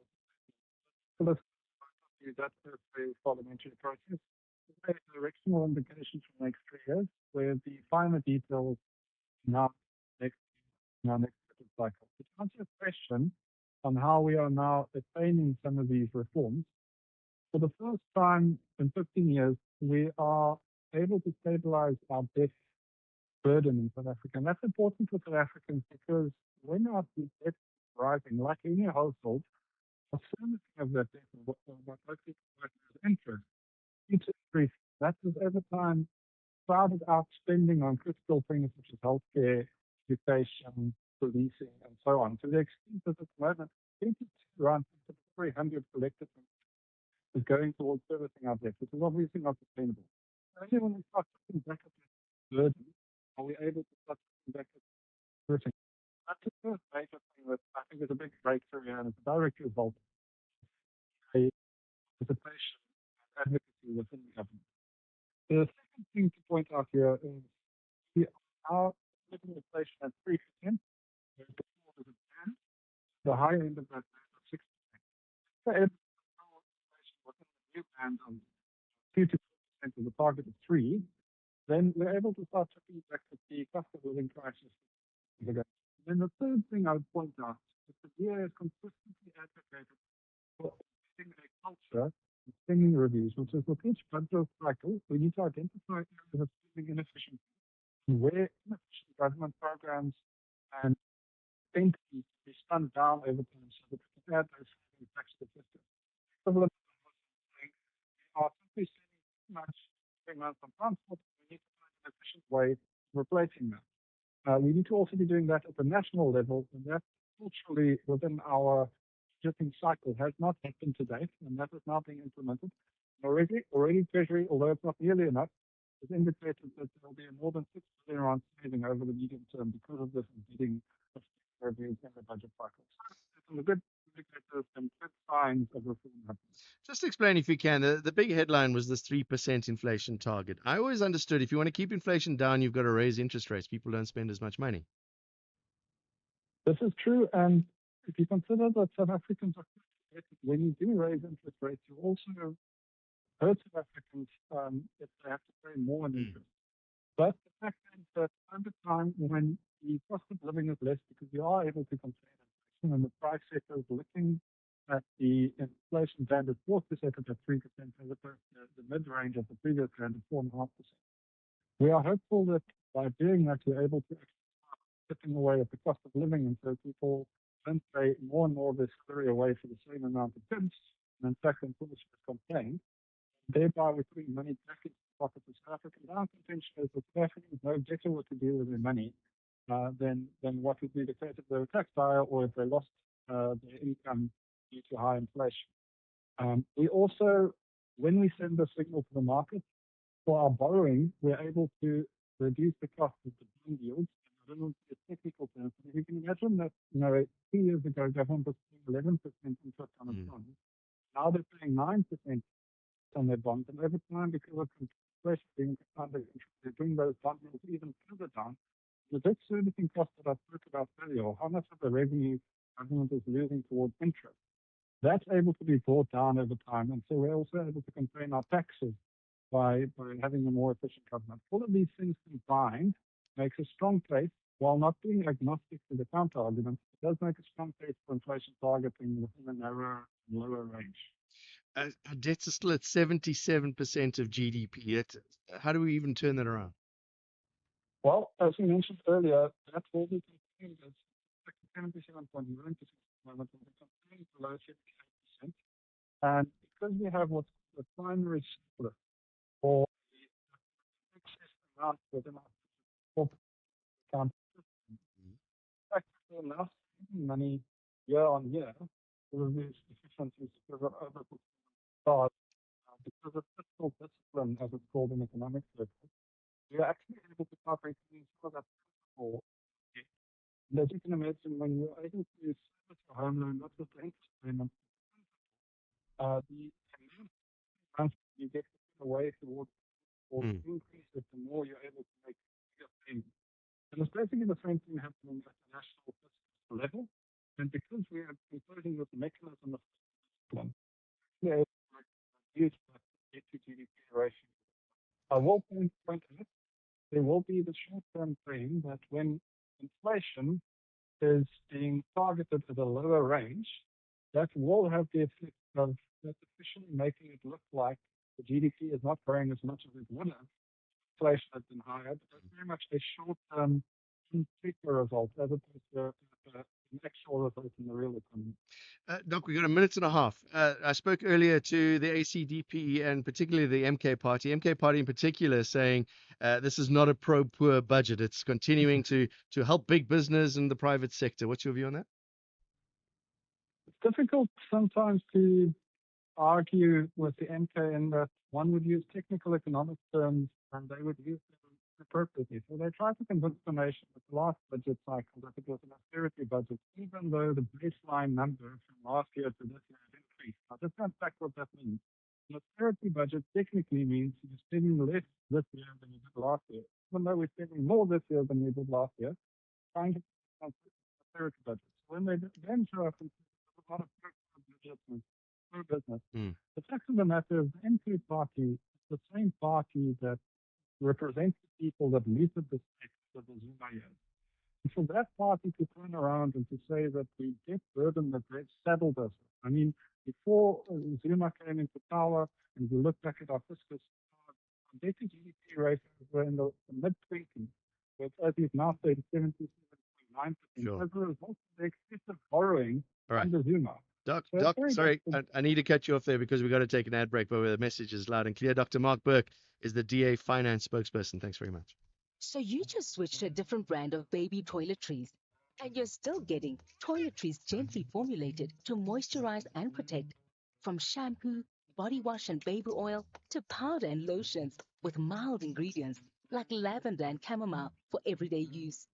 Because you made a clever switch to Click's made for baby products with Click's trusted quality and great value. When you switch, it just clicks. Switch and save only at Clicks. You could spend 10 minutes waiting for that video to download. Or get a 10-minute quote from Outsurance that could save you thousands on your car insurance. SMS out to 30754. Like 48-year-old Felicity, who now pays a low 836 Rand a month for her 2020 Hyundai Tucson. With Outsurance, you get the legendary out bonus that pays you a percentage of your premiums back if you're claim-free. SMS out to 30754. Make today the day you switch and get more out. After switching, 31-year-old Palisa now pays only 926 Rand a month for her 2024 Kia Sonet. Ready to get more out of your car insurance? Get a quote today. And if Outsurance can't beat what you're currently paying, you can ask for 500 Rand. Make that 1,500 Rand if you've been claim-free and with the same insurer for 3 years. Savings or cash, you have nothing to lose. SMS out to 30754. That's out to 30754. Outsurance, licensed insurer and FSP. TCs and information online. This season, make Christmas magic together with Spar and Super Savings.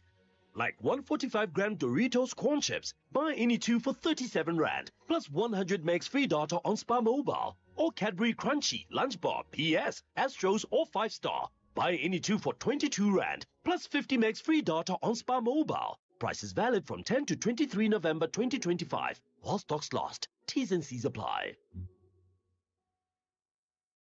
James, congrats on the babies. Yeah, thanks. It's a wild ride. You're a new dad, 2 babies, 0 sleep, and 1 car that apparently couldn't cope. Yeah, the hatchback was my baby, but it just didn't have enough space for my 2 new babies. And are you happy with the price when you sold to WeBuy Cars? Very. We've even got some extra cash to splurge on one of those fancy brands that you basically need a license for. Good luck, James. WeBuy Cars. Geared for family, geared for you. You are listening to John Gericka on SFM. I love this show. Ask for solutions and I get solutions. They are flying in and I love it. We'll play those voice notes later on. Just some highlights. Solutions for jobs, job experience. Farming is the solution. Entrepreneurship is the solution. People stop stealing. Digital economy. Solution is to produce. Hey? We'll play those voice notes later on. I love the fact that we can get solutions. In fact, let's just take a couple of voice notes if we can. As we get the IFP on. In fact, we got the IFP. Oh, we're playing voice notes first. We're getting the IFP in a moment. We are also going to be talking to the ATM and to the ANC after the news at 5 o'clock. This has all got to do with the medium-term budget policy statement that Enoch Gonogwada announced earlier on today. Let's take some of your voice notes on that topic. Hi, John. This is Nati from Cape Town. I think it's victory to the poor and the middle class because the inflation targeting method was eroding the household income. So this is the mini victory for us. We need to celebrate, and let's hope the government is going to take other policies which are very beneficial to us as the people. Thank you. After you are speaking to Bongani here in Kwakwa.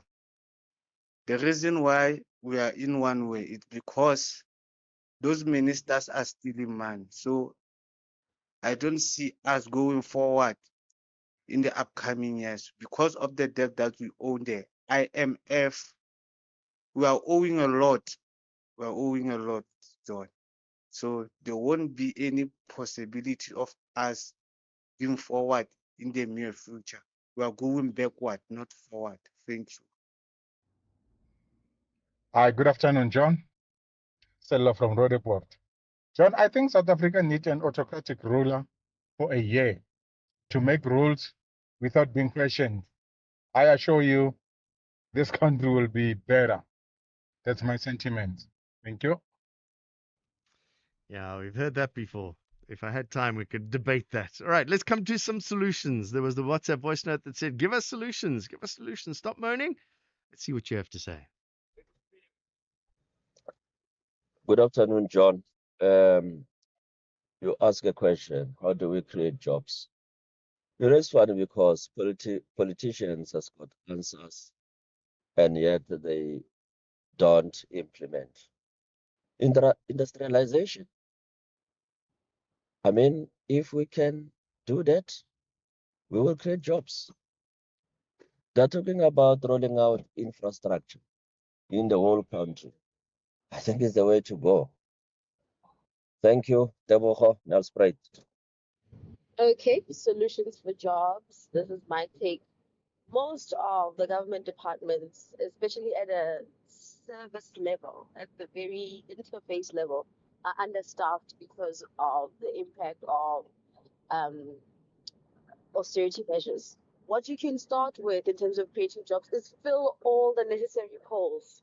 All the necessary posts should be filled and pay them properly. Secondly, you need to adjust the tax bracket for people in the middle class. You need to make sure that people have extra money left over to spend. That will revive the small business economy, your salons and things like that. People have stopped using those services because they don't have any leftover money after everything. So if we can adjust the tax system and employ more people in the government first, before we even go and ask the private sector to do amazing things, in the government itself, if we can employ enough people and make sure that our vacancy rates are not 50% like they are right now in my particular institution. If we can just do that, we'll have more jobs on the ground and make sure that people have a living wage. Make sure that people, and make sure that people have a little bit more to spend on other things rather than just surviving. That will stimulate the economy and give an opportunity for small businesses. Hi, John. This is Nkulego from KZN Midlands in Newcastle. I think just to answer on your question, Uti, what can we do in relation to the job situation and finding solutions? I think for me, it's more of a relooking the whole situation of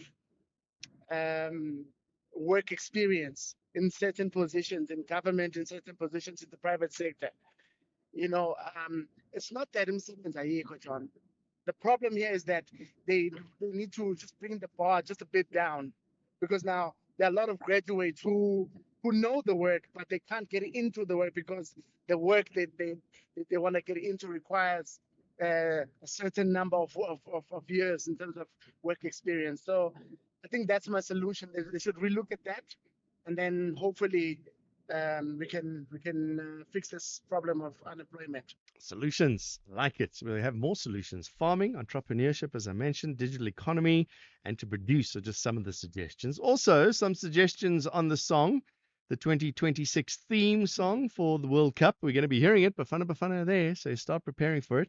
We've got a couple of reactions to that, and we'll see what Tumi has to say about that. We've had time to filter the song through our brain, so what do you make of all of that? So it's a busy show. We're going to do finance, though. We're going to continue with the medium-term budget policy after the news at 5 o'clock. We're going to hear from the IFP, the ANC, and from ATM as well. And then towards the end of the program, the 28th Annual Africa Tech Festival is happening down in Cape Town. I think what with the budget, and they were talking about tech there as well. We'll see what all the plans are to try and develop technology across the continent. All that's after the news at 5 o'clock with Greg.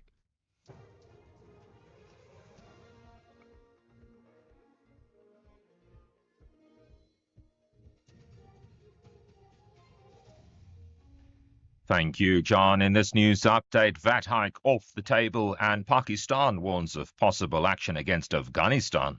Good day to you. Government has revealed that the VAT hike proposed in the 2025 budget announcement is now off the table. This as National Treasury expects that revenue collection will exceed earlier estimates by 19.3 billion rand. Government says some of the over-collected revenue will be invested in growth-enhancing infrastructure, as well as costs associated with next year's local government elections. Finance Minister Idon Gorungwana delivered his medium-term budget policy statement in Parliament today. Government debt will stabilize in 25-26 at 77.9% of GDP. This is the first time since 2008 financial crisis that public debt will not grow as a percentage of GDP.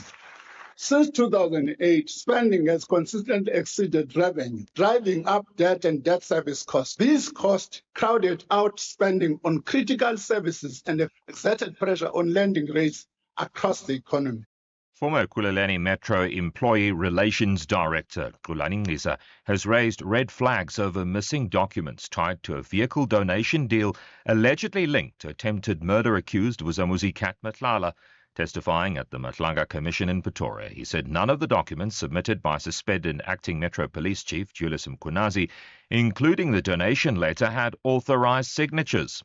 This is Ngisa and Commissioner Sesi Beloy engaging on the matter.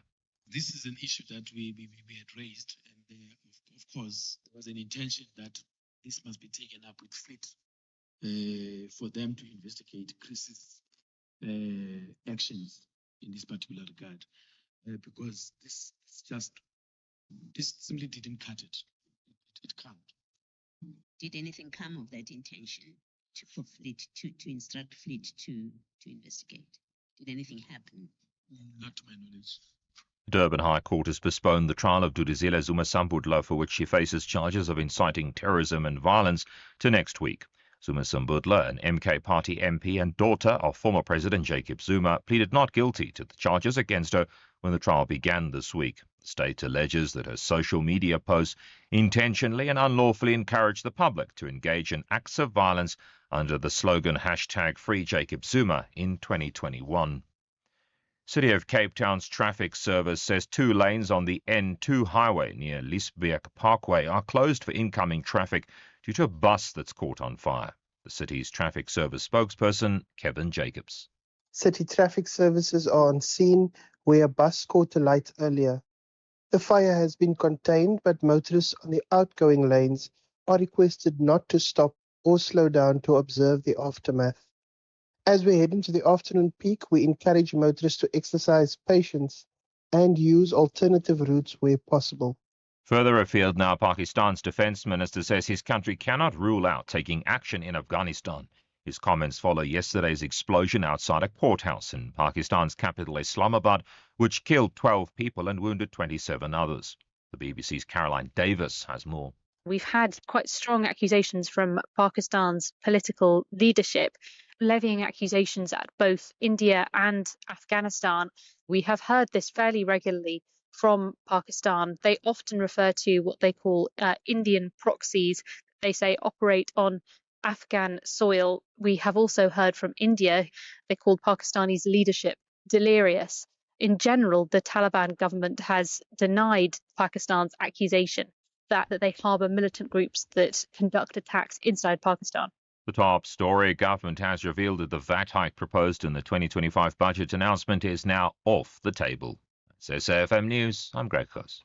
In sports this hour, Vessels and Honeycomb extend their contracts with the Bulls, and in the business of sport, we talk the business behind High Rocks. More details at 5:30. SAFM, guiding you through the rush hour traffic. Good afternoon. Starting off in Gauteng, the N3 northbound in Edenvale has a crash before Modderfontein Road. On the N12 eastbound in Boksburg, a crash near Atlas Road, and on the R59 southbound in Alberton, a crash before Kliprivier Drive. In KZN, on the N2 in Umhlali, there's a crash between Shakas Rock Road and Umhlali exit that's queuing traffic both ways. In Cape Town, slow-moving traffic leaving the waterfront area towards the city centre. Jan Smuts Drive southbound in Athlone, queuing towards Klipfontein Road, and Plattekloof Road eastbound in Bottersig, slow-moving towards the N7 highway. With your traffic update, I'm Irma G. This November, SAFM proudly presents the 3rd annual lecture. And as the Freedom Charter says, no legitimate government could claim authority unless it is based on the will of the people. And I think sometimes people forget that. SAFM invites you to our 3rd annual public lecture, delivered by Chancellor of the Nelson Mandela University, Dr. Geraldine Fraser-Moleketi. The theme of the lecture is confronting inequality, corruption and unemployment, rebuilding South Africa's social contract for inclusive and sustainable growth. The lecture will take place on the 27th of November 2025 at the Indaba Hotel, Spa and Conference Center in Four Ways, Johannesburg. Secure your seat by emailing us at rsvp@safm.co.za. SAFM, leading the conversations that move us. The National Pulse, weekdays, 3 to 6 p.m. You are listening to John Gericka on SAFM. John and for Ashraf, it is the National Pulse. We're getting reaction from the political parties after the Finance Minister, Enoch Godongwana, delivered the medium-term budget policy statement today. He delivered the delayed mid-term budget following several attempts to pass that initial budget amid outcry over the proposed VAT increase. We've spoken to MK Party, the ACDP and the DA. Let's talk to the IFP now. The IFP Chief Whip in Parliament is Nhlanhla Radebe. And Nhlanhla, thank you very much for joining us. I'm asking the same question to all the political parties at the beginning. The Finance Minister saying South Africa is choosing growth, stability and reform. Would you agree?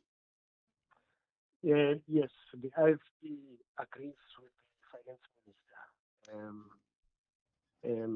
Minister. On top of that, we feel that several aspects of the 2025 medium-term budget policy statement align with the priorities and expectations we have championed as the IFP, including fiscal prudence, inclusive growth, and pro-poor spending. That's the feeling we have with it. Let's run through some of the headlines. The one is the 77% of GDP debt, and the minister saying that's stabilizing. Your views on that? Well, our view that South Africa currently is struggling when it comes to servicing debt, but we feel that we will be getting there, provided that we observe fiscal discipline, do necessary things at any given time. But it's not going to be easy. We entered into this government knowing very well that there are just challenges, but we strongly believe that if we sit around the table with partners, we will be able to navigate through and get to a point where everyone in this country will be saying, at least there is light at the end of the tunnel. One of the pain points we're expecting is this 3% inflation target. It's gonna, the minister even explaining, it's gonna hurt us for a little bit. Are we ready for this? Circumstances dictate that the minister takes that approach. He negotiates with the partners, government of national unity, and in cabinet he took that through. And we feel that there are certain measures that we will have to apply from time to time with the hope that when the time is right, we will be able to revisit the decisions we have taken, like the minister has done with the VAT issue. 1.2% growth is not enough to be able to handle all the jobs and the job seekers. Do you feel that there's a light at the end of the tunnel that that's going to increase enough to be able to create all the jobs? Because that was what the MK party is saying, that this, it's all very well talking about this, it's just we need jobs and this is not job friendly. It may be not enough, but if we can take, for example, the infrastructure investment, 1 trillion public infrastructure program, we believe that if that can be properly utilized with a coherent strategy, jobs can be done, jobs can be created at infrastructure investment. Now that many of our areas are still lagging behind your rural community, small-scale producers, and if we can properly utilize that, in it can create quite a number of jobs. AFP Chief Whip in Parliament, Nhlanhla Gedebe, thank you very much. Let's move on to the ATM. Parliamentary Leader of the African Transformation Movement is Voyo Zungula. Voyo, thank you very much for joining us. Same question. South Africa choosing growth, stability and reform, says the Minister. Do you agree? We definitely do not agree because the economy has not been growing, jobs are not being created, but we rather hear it, the ministry saying what South Africans want to hear, but from the practical implementation in the practical reality, the opposite is happening. And the fact that in his entire speech, he did not even mention the word unemployment, it is the clearest indication. You've got a minister that is out of touch with the crisis of unemployment of ethnic proportions that we're seeing in our country. And also you have a problem of a minister that will speak about problems, talking about how the problems are there, but they are not, as a minister, they are not giving the perception or the confidence that they're on top of things and they are going to overcome those problems. For example, speaks about illicit trade, and we agree 100% of in terms of how much problem illicit trade is. He does not then, follow up by focusing on the solutions to say this is what will be done by the ministry to curb illicit trade in terms of giving SARS the capacity to fight illicit trade. So it was a disappointing speech, and it shows that we've got a Minister of Finance that is out of touch with the problem and at the same time lacks the political will to decisively deal with the issues facing us. The labour unions aren't going to be happy with this new 3% inflation target. What's the ATM's view? Definitely, we are not going to be happy. We are also not happy because it is very clear that what the minister has done when it comes to the inflation targeting was not looked at the happening practically in terms of South African the economy in the country and the impact in terms and the impact inflation has on South African citizens, especially the household. Therefore, what is done by giving the inflation targeting as announced today is something that will not translate into the betterment in the lives of South African citizens, especially when it comes to the issues of the cost of living, the issues pertaining to South Africans having more disposable income so that they are able to enjoy the hard and But if the inflation target is 3% instead of that gap between 3 and 6%, that can only be good for consumers? not necessarily if you look at the other factors. Other factors would be the increase in fuel costs, the increase in electricity prices. So the issue of inflation targeting should not be looked at from one perspective alone, but we should be looking at it from the basket of what is happening in terms of the African economy. So that is a perspective in which we should be looking at, because it is not an isolated item. It is an item that should be looked at it from a balanced point of view and taking into account the other factors. Government departments are going to have to tighten their belts. There was also a lot of talk about ghost workers that the minister's been looking into. Tax agency, SARS, is going to analyze payroll, population, and tax data. There must be some positives you can find there. What we see is that they do say the right things, what people want to hear. But the devil is in the detail. The devil is actually on the results.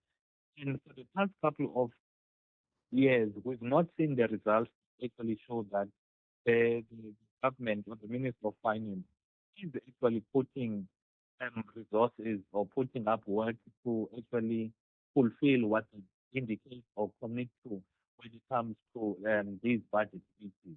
So we as a party, we can only give them, credit when there's real change in terms of practically what is happening, instead of listening to what they're saying now and, being optimistic and then at the later stage be disappointed. We've seen so many times whereby they say the right thing, they implement nothing when it comes to the things that they're saying. So for us, it's just a matter of saying to South African citizens, let's see the results and let's give them, credit when it's due.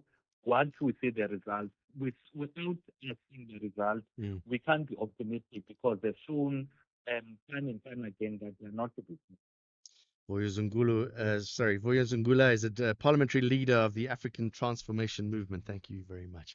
17 minutes past 5 o'clock. Let's take one or two voice notes on the topic. 0614 104 107 is the number. I'm also asking for solutions. You've heard the ATM raise issues, and you heard the IFP saying it's all great. ATM, MK, they're saying it's not great. What do you make of all of that? 086 000 2032 if you want to chat. We'll play some voice notes in just a moment. But we do like your feedback. And I'm also asking for solutions. What are some of the solutions to create more jobs and to create a better economy? Somebody says the solution is quite simple. Funny? Good afternoon, John. In answer to your question, the solution is quite simple. Export more than you import. And you do that through manufacturing, quality goods here, invest more in quality education, and lastly, vote the ANC out. Hello, John. It's James here from KZN. I think it's simple. We need to start producing stuff and stop people importing sorts of things. I'm in the forestry industry, and we need to encourage the forestry products. And I'm talking about both wood products, pulp, paper, and even things like bees, honey, and those types of things. If we can encourage the production of those things, that's where we'll get jobs. But we've got to stop the importing of all these cheap knockoffs and things from, I want to say, China and India. They're coming in and they're flooding our markets, and they're cheaper than our products. And there's no reason why we can't produce those in South Africa. Thanks for a great show. Whether it is a CCMA referral, problems with a mechanic, unfair blacklisting, or an uncontested divorce, Clientele Legal offers professional legal services to all South Africans. Our plans are affordable, and you receive up to 745,000 Rand worth of legal services per year. We cover civil, criminal, and labor-related matters. Our nationwide legal teams are standing by to support you 24 hours a day. Plus, all plans include a 5,000 Rand bail benefit. Join today. SMS SAFM to 32195. That's SAFM to 32195. Clientele General is an authorized FSP and licensed non-life insurer. T's and C's online. Standard rates apply. Bafana Bafana and Chipolopolo have a massive meeting on the battlefield. This is not just an international friendly. The two nations are gearing up for the Africa Cup of Nations. Witness the Southern African Derby, South Africa versus Zambia, on Saturday, 15 November at 5:30 p.m. live on SABC Plus and SABC2. Then on SABC radio stations at 6 p.m. Proudly brought to you by SABC Sport.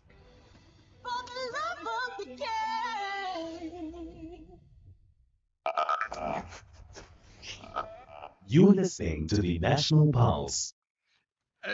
In the next interview, we're just looking through some of the information given to me by these superb producers.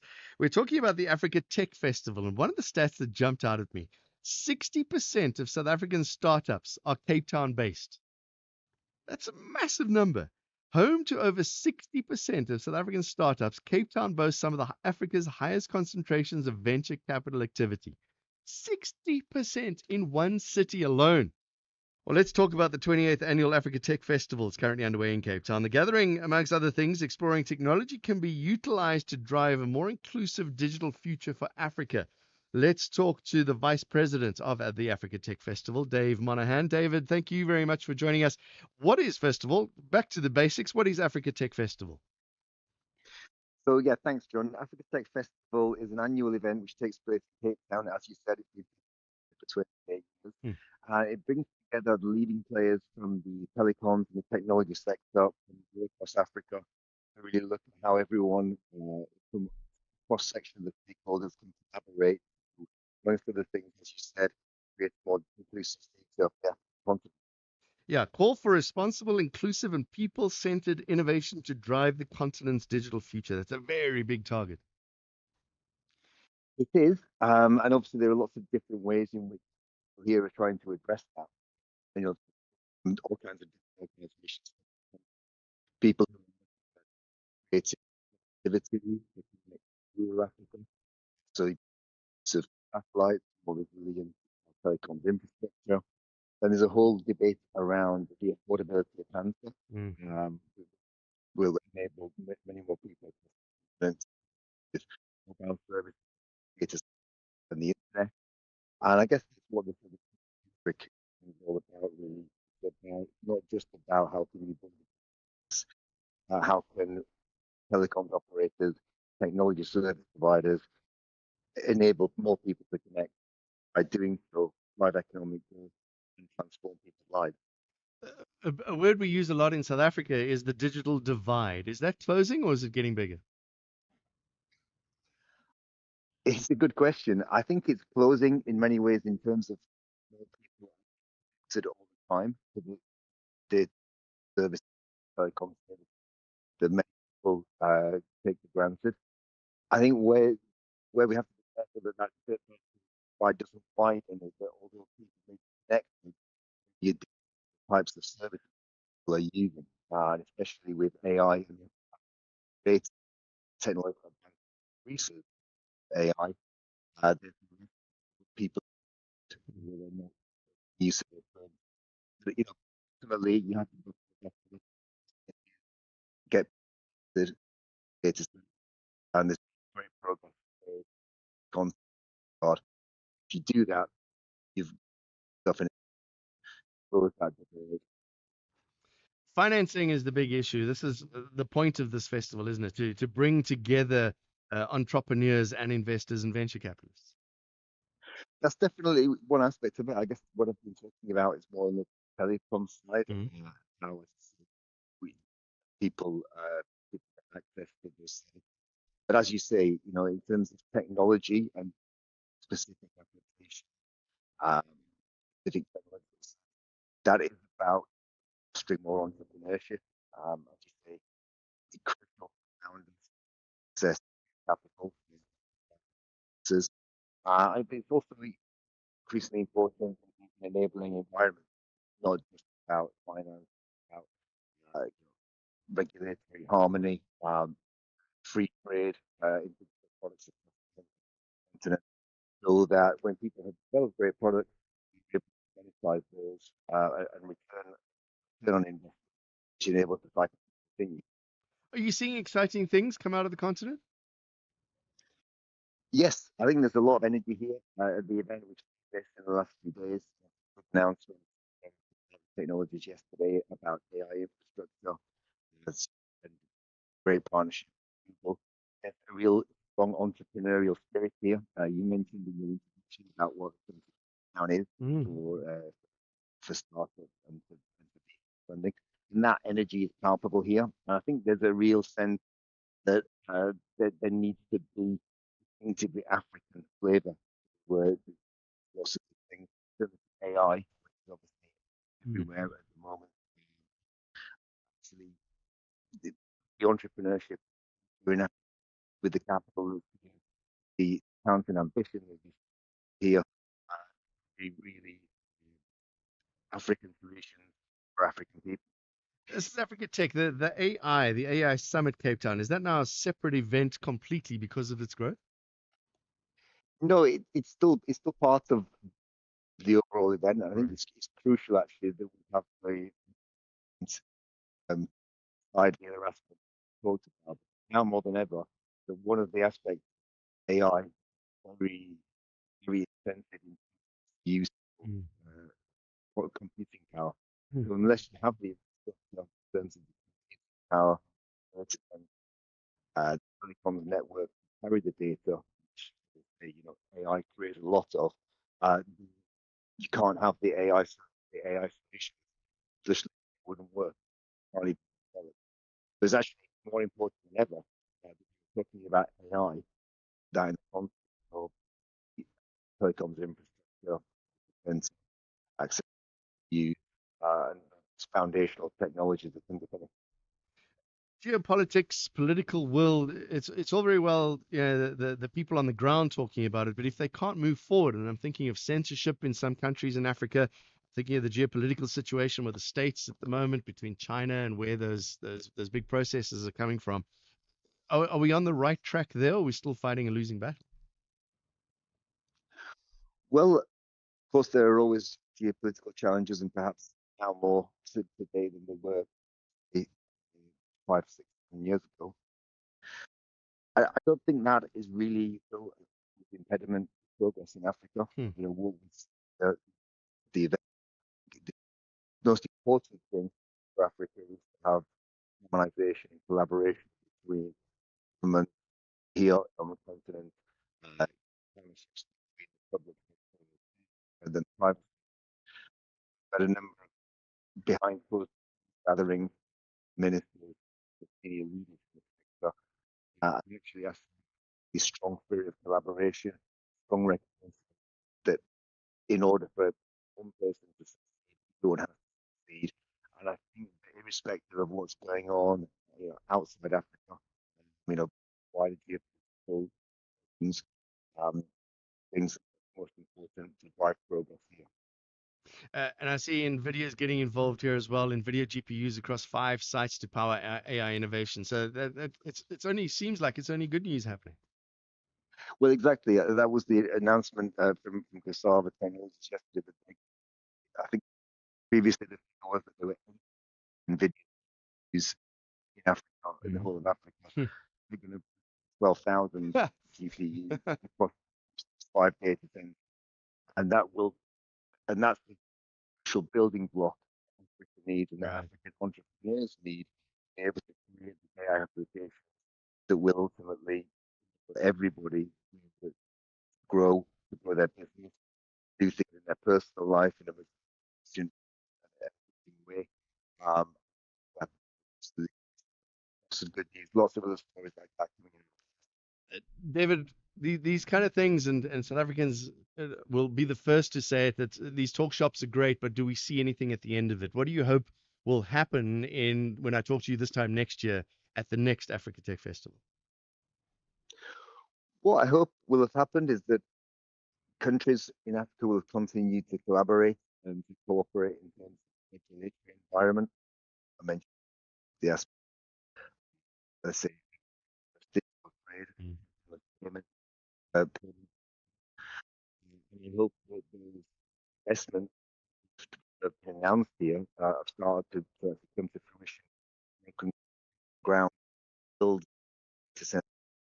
And that more than anything, with more people connected to the telecom field in a year's time than we're today. And I'm sure that will be the case. David Monahan, thank you very much. Vice President of the Africa Tech Festival. It's happening today and tomorrow. Look now at the headlines. Government's increased spending to fund some unavoidable spending priorities. The Ekurhuleni Metro City manager allegedly interfered in the disciplinary process against the suspended acting Metro Police Chief Julius Mkhwanazi, and a former Congolese rebel leader has gone on trial in France. All those stories and more at 6 o'clock. SAFM, guiding you through the rush hour traffic. Good afternoon. Starting off in Gauteng, the N1 southbound in Midrand has a stationary track before Samrand Road. In Bedfordview, the N3 northbound queuing on the link to the N12 east at Giluli's interchange, and the N12 R24 westbound queuing on both routes towards Giluli's interchange. In KZN, on the N2 southbound in Belito, there's a crash before Shaka's Rock Road. All lanes are open. In Cape Town, the N2 inbound is where a crash is reported on the Jan Smuts Drive off-ramp. Main Road in Claremont has a crash reported near Cavendish Mall, and on 35th Avenue southbound in Bishop Lavis, slow-moving traffic towards Robert Sobukwe Road. With your traffic update, I'm Irma G. This is SAFM Sports with Tuming Khapele. Business and sports soon. Music from the States later. What you got now? Well, Jan-Hendrik Wessels and Cameron Hanekom have extended their contracts with the Bulls, having begun their careers at the age of 18 at the Pretoria franchise. Both have signed until the end of 2028 season. Also a proud moment for South Africa as Proteas woman captain Laura Forvard and men's spinner Seniran Mutusami being named ICC Players of the Month of October. Mutusami delivered a key performance for South Africa during their last month's two-match test tour of Pakistan, where he won the Player of the Series award for the 5-wicket hauls in each innings, including a career best 6 to claim a match haul of 11 for 174, while Forvard, on the other hand, shone at the ICC Women's World Cup, amassing 571 runs, including 169 in the semi-final against England. Now for the business of sport. The business of sports with Tuming Khapele. Your guest not answering yet. Yep. But it's fine. It's fine. We still keep carry trying. on. We'll keep trying. Have you ever heard of the High Rocks? The High Rocks. I've heard of High Rocks. I've seen it on the TV. I don't know. I don't understand it. All I see is that it's people doing burpees. But they take a step forward and then they do a burpee and then they take it. But it seems ridiculously difficult. It looks difficult, and I think the other day I saw my cousin doing it, and I was like, I actually want to try it. Just the other day I was telling my husband that we should train so hard that we should actually go to that event just one time. So it's different exercises. It's all a fitness thing, and basically you do all these hectically difficult exercises one after the other. Well, let's see. You got to run a kilometer. Yeah. Repeat, followed by one workout, repeated 8 times. To complete the High Rocks, you receive a valid finishing time. You must complete the runs and the workouts in the designated order. Run, workout, run, workout, run, workout, and so on and so on and so on. Yeah. Those include burpees. How many burpees can you do? I can do like 0, -0. I can do half a burpee. the sitting down bit. The getting down bit. All right. Well, and then No, and then just staying down there. Yeah? All right. Well, while we're trying to get your guest on the line, we talk about High Rocks and the business of High Rocks, because that's huge at the moment. It's very big, and I think it's coming up this month if I'm not wrong. But I was planning to go next. I'm planning to do it next year. At least go to a class or a training thing, because it's kilometers far. And it's like a serious thing, and it's the amount of gyms. It's like paddle and all those other things. The gyms that are changing to High Rocks gyms. It's a thing. I saw, yeah. It's so. I think I saw the Bram Fisher. I'm disappointed if we'll do the business sport tomorrow if he doesn't answer. Yeah, I think it's I okay. want to find out about this. Can we do the music? Okay. All right, the music. Let's play the song again.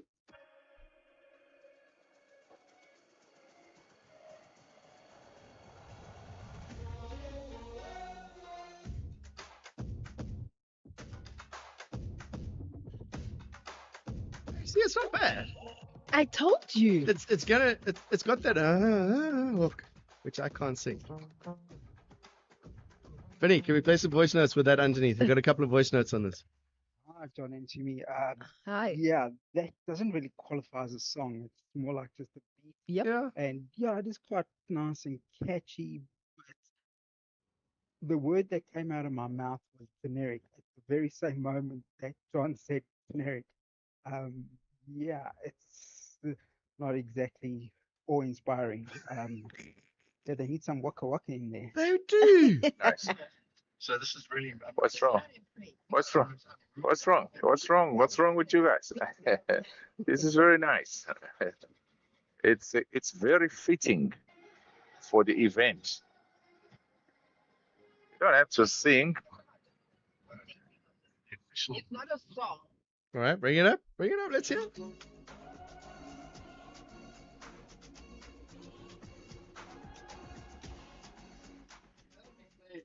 I'll switch my microphone on. That'll be played in the background during all the things. You know, when the presenters are doing their I still things. think they're going to put lyrics to it. There has to be more than just this from the States. And I'm surprised they're leaving it so. Also, is Dr. Dre on the beats or something? I really like the beats. Play it. I want to hear more. Let's hear some more.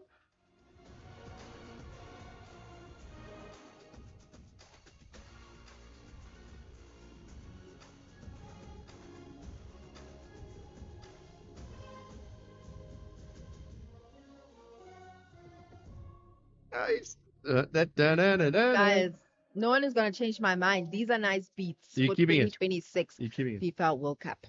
And the thing is, Bafana going to be there, so we're going to make a lot of noise about that. Absolutely. Now I discover that there's a whole lot of other themes. So we'll listen to that. There's the tomorrow. Kansas City theme, the Miami theme, the New York theme, the Philadelphia theme.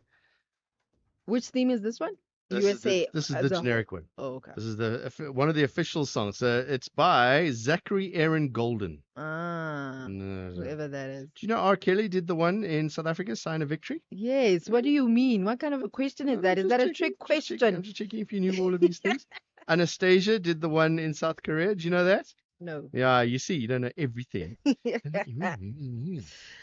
Okay, so we'll listen to the other themes tomorrow. No, I think that's enough of the themes. Can I come up with something? Tomorrow's Thursday. Yeah. All right, I'll come up with something on Okay. Thursday. Okay, bye. Well, hopefully we'll talk all things Hyrax tomorrow. With that said, ke na tuwing kgapele, Modimo ke o. We got it. This Monday evening at 7 on My Design Rules. It's all about comfort and style as the duos take on the lounge. With a fully open plan living area to work with, they'll have to design with intention if they want to bring the kitchen, dining, and lounge together into one cohesive space. And each week is one step closer to the grand prize of up to 600,000 Rand in cash. That's Monday evening at 7, repeat Saturday at 2, and Sunday at 4 p.m. Only on S3.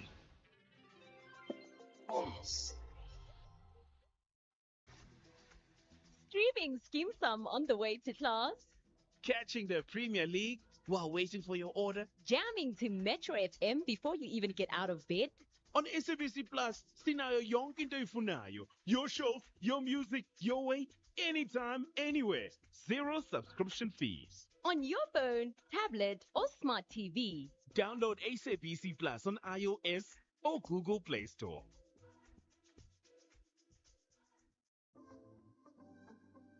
SAFM commemorates Disability Rights Awareness Month under the theme Celebrating 30 Years of Democracy, Creating Strategic, Multi-Sectoral Partnerships for a Disability-Inclusive Society.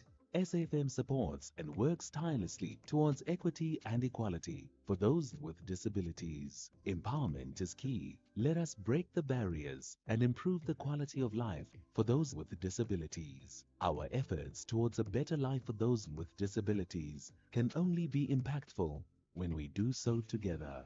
We do not tolerate any kind of discrimination. Disability Awareness Month 2025 on SAFM 104 to 107 FM nationwide, leading the conversations that move us.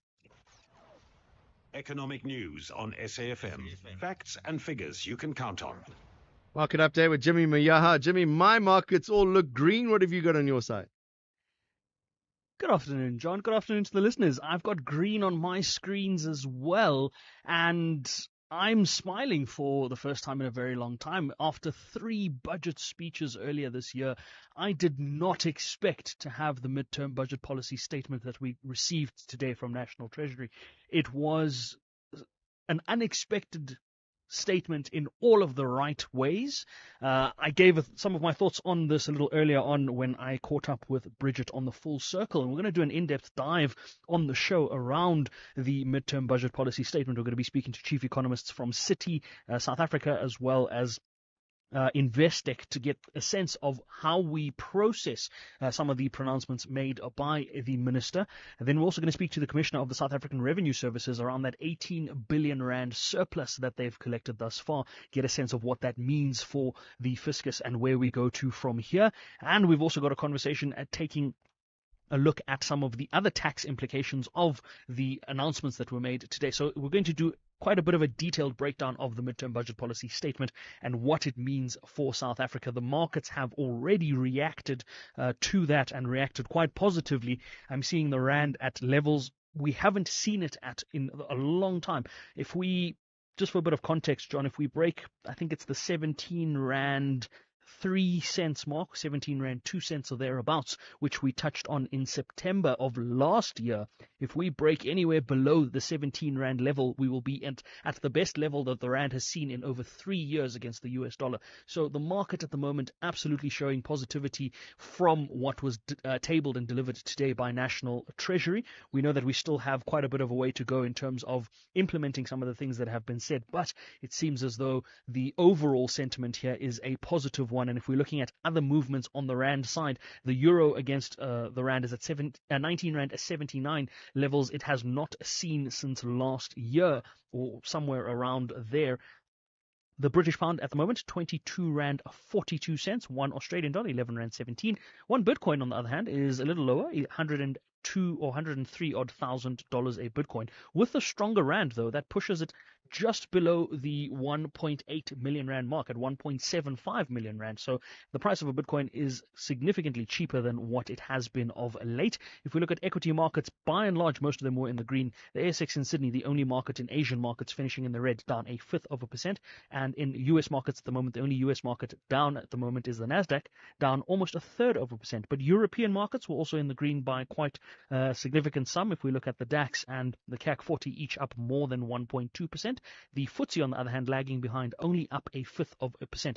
Local markets, though, financial stocks rallying 2% off the back of that budget speech that was tabled. Industrials rallying 0.8%. Resources up 2.1%. The all share 1.5% to the green. The top 40 1.5% to the green. Commodity prices, platinum pricing $1,640 a fine ounce. Palladium's back above 1,500. Brent crude is back below $64, and the gold price is heading towards $4,200 a fine ounce again.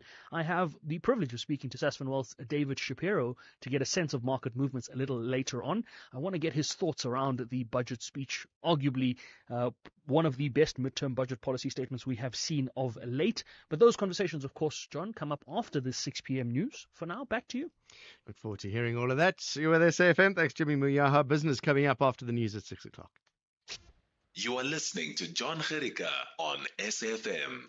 Going to go to voice notes and calls, 086 000 2032. Before we do that, I was asking solutions for some of the financial issues that we're experiencing. We got a message on Hyrox. I'm going to play that in a moment. But there's something that I love space. I love talking about space. And I don't know if you know, but there have been CMEs, coronal mass ejections, coming out of the sun. Anyway, the good news for us is that there's energizing particles in the upper atmosphere. And if you're in parts of South Africa, you'll be able to see the southern lights. It's like the northern lights, but we're down in the southern hemisphere. So a big show is expected tonight around midday yesterday through. It's happening perfect about 8 p.m. tonight. If you're down in the south of the country, look south tonight. Get your cameras out and take pictures of the sky. Northern, Western and Eastern Cape, as well as the Free State, KwaZulu-Natal, coastal areas, some parts of Gauteng, even as far north as Limpopo and Mpumalanga. You're encouraged to look south towards a clear horizon. Bring a camera, dress warmly, be patient. Point your camera south, and you might very well get a once-in-a-lifetime spectacle. So if you're bit of a space geek like I am, then get your cameras out and see if you can see something. It's like the Northern Lights. It's just that we're south. Aurora Australis. So Aurora Australis is what it's officially called. But check south, and you might be able to see something. It's quite exciting. It's 5:45. Let's go to calls. Tando Kuhle, you want to talk about suggestions on creating jobs? Go ahead. That's correct. Really. For me, to create jobs in South Africa, I think we need to introduce agricultural sciences in all schools in South Africa. Not few schools must go it. If everyone, for instance, I live in KZN, we've got land we are not using, of land, even from rural areas. If we can use hands to work on this land, it can help. It's one of the solutions that we can do to create employment. Another thing is add on that. I don't want to sound to be xenophobic, but if we maybe can reduce the foreigners. There are a lot of foreigners around. Like I live in a deep rural area. So if we can reduce the foreigners, it can help in terms of creating employment because they cannot keep on coming in South Africa if there is no job opportunities. But if we can, before agriculture, learners doing agricultural sciences, we use them because we do have land. But unfortunately, no one who's using that land. Not If using we it can well use enough. that land, it can help. Pass me on this one. All right. Maybe if we, yes. Tando Kuhle, thank you very much. Let's go to Raj in Durban. Raj, what do you have to say? Yes, good evening and thank you, John. The spokesperson for the NP party that the Minister of Finance about transforming the economy. He said up to now, this economy is governed and controlled by one corporation, meaning the white. He's talking through his hat. White man doesn't decide policy of this country. I think he's referring to the rich people. I think the 1% of the rich people. Whatever. Okay? If he thinks he's got a way to do things, 26,000 schoolgirls were graduated. Let him start with that. Thank you. Over and out. It's not the finance minister's job to do that. If he thinks he's got a talent to find solution to problems, do that. So, Thank you. So they impregnated. No, Raj, you can't come on national radio and say something. Yes. So you think so stopping the impregnation of young girls will increase the economy? Well, it won't. Eventually, those people they are not adult enough to look after babies. Yes. John. Yeah, we agree it's horrific. We agree if it's horrific, but should we focus on the budget today? Focus on the budget. If there's unemployment in the country, tell you what the government must do. They must shut the borders. Shut the borders. Because it is a fact that foreigners are taking jobs from the locals. All right, Raj in Durban, thank you very much. Chris in Durban, we're coming to you, and Brian in Cape Town, we're coming to you after this. The Expresso Morning Show has been nominated in 5 categories in the 3rd Annual National Film and Television Awards South Africa. It all happens on Saturday, the 22nd of November 2025 at the South African State Theatre in Pretoria. And public voting is open from the 13th of October to the 20th of November at midday. So visit nationalfilmacademy.com, register and vote for Expresso Morning Show in all 5 categories. Then, of course, catch us weekdays 6 to 9 a.m. right here on S3. Clientele is here to safeguard you and your family with compassion because life happens. Be part of a family that truly cares. Our funeral dignity plans have helped South Africans bury their loved ones with dignity for more than 30 years. Let us help you create a meaningful tribute that honors your life and those of your loved ones. We pay out within 24 hours and you will get double accident cover with a clientele funeral plan. Our plans are affordable. Pick the option that suits your needs. Easy to apply, no medical examinations, and no paperwork. SMS SAFM to 48031. That's 48031.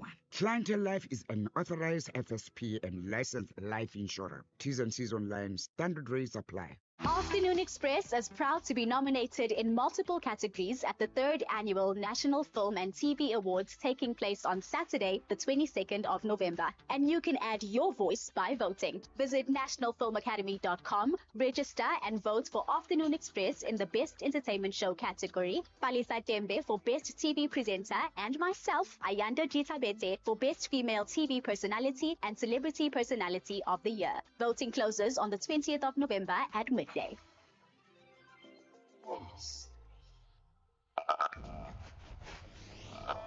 You're listening to the National Pulse. 10 to 6. Let's go to Chris in Durban. You got a solution for jobs, Chris? Yes, I do indeed. Thank you, John, and good evening to all your listeners. I'm not a mathematician, I'm no accountant, but for me, there's a simple formula: numerator over denominator. Numerator is what comes to the first place, denominator, what we have to pay out. That is very well embedded in the private sector. I know people can say whatever they want about corruption and whatnot. If you look at what's coming out of the Madlanga Commission and the ERA Committee, as well as the Zondo Commission last year, you don't have to worry about getting more money in, just not using the money properly. And it's coming around procurement. And earlier on one of the shows, I heard someone talk about whistleblowers and people doing whatever. How do we make sure that procurement people that understand what procurement is, because that's procurement 101, in terms of making sure you're getting your best buck for your deal. And yeah, and the thing is, if you look at the bloated, I don't want to talk about government ministers and deputy ministers don't know what they're doing, but if you look at the public sector, they guarantee an increase every year, okay?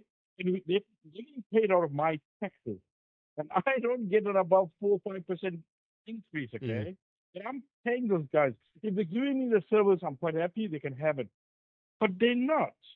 All right. Well, the good news is, Chris, numerator over denominator, very simple math. The good news, Chris, is the minister did announce that there's going to be a new dashboard on the National Treasury e-tender website showing payments to suppliers by most national and provincial government departments captured on the Treasury's payment systems.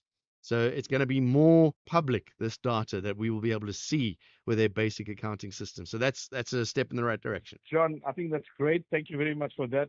But I'll tell you what, I've heard this before about show and tell and what have you, and we saw that after the Zondo Commission as well. So, yeah, I'm not holding my breath around this thing. But anyway, but thank you very much indeed for being the opportunity. Kristen Durban, thank you very much. The minister, in fact, saying that the Tembisa hospital looting wouldn't have happened if that dashboard had been introduced earlier on. So we'll see what comes out of that. Brian in Cape Town, go ahead.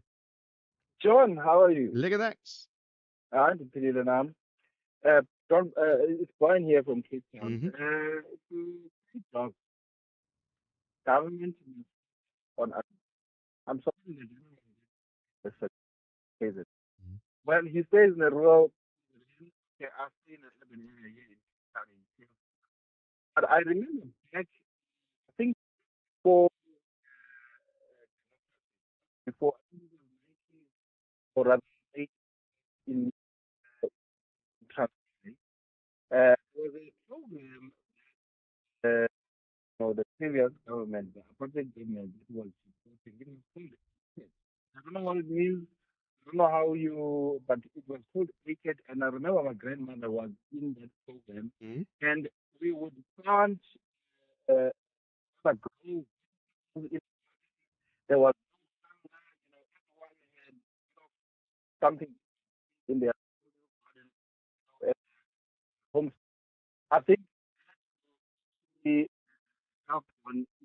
government would bring a program like that in a bigger scale so that people in the rural areas do not move from the rural areas,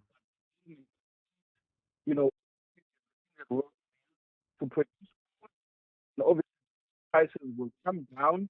Then obviously, there's more people, have rural areas. Yeah. Because obviously, when people do not get opportunities in the rural areas, they come to the urban areas now. That is citizens are not people that are in the urban areas. So I think for me, that would be a future-proofing South Africa in agriculture and obviously people moving around focus. Right. So that is my take. Right in Cape Town. Thank you very much. Also make people realize just how difficult farming is. Voice notes. Somebody sending us. Tumi says she's going to do high rocks, right? This is what she said. She said she's going to do high rocks. Let's see what this caller has to say. Hi, SAFM. I'd like to comment about the high rocks that you guys just spoke about. Funny because you're having this conversation because just last week my sister told me that hey, next year, 2026, she wants to participate in high rocks, and hey, there I was quite excited on her behalf, and I turned to her and I say, oh great, so who are you doing it with? Guess what? She looks at me and responds, you, obviously. Oh, man, did I not die a thousand deaths? But yeah, high rocks, great for the fitness fanatics. And it's on the bucket list, but not as early as 2026. Thanks for a great show. Just do it. Do it. You got to start somewhere. We've got a number of solutions. Let's run through some solutions that have come through for helping South Africa. We've had a couple of farming ones. Let's play some entrepreneurship. John, Justin from Durban, Spaghetti Junction. Yeah, I think the speech was fairly good. Listening to the minister speak about our ports and railways, I think that's a positive there. And yeah, I think one of the solutions for getting jobs. I think we should be able to create or raise entrepreneurs, especially in the small to medium sized businesses, and also just helping start up those businesses, but also keeping them sustainable, where they are able to now employ workers and continue. So I think that's one of the solutions that we can look into. But yeah, thanks for a great show. Freddie was just saying he didn't hear Spaghetti Junction today. And then what do we get? John, Justin from Durban, Spaghetti Junction. There we go. We got to have Spaghetti Junction. Hi, John. It's Bongani here in Durban. Solutions, because you guys want to know how jobs can be created and stuff. Those people must stop stealing money. Money must go where it's supposed to go. People are stealing money and buying cars, and even if they open a business, it's for their family and stuff. They must stop that. Extortionists, they must go to jail. When a company is working, no one must go there and say, I want 30% this, 30% that. That must come to an end. Jobs can be created. Thank you.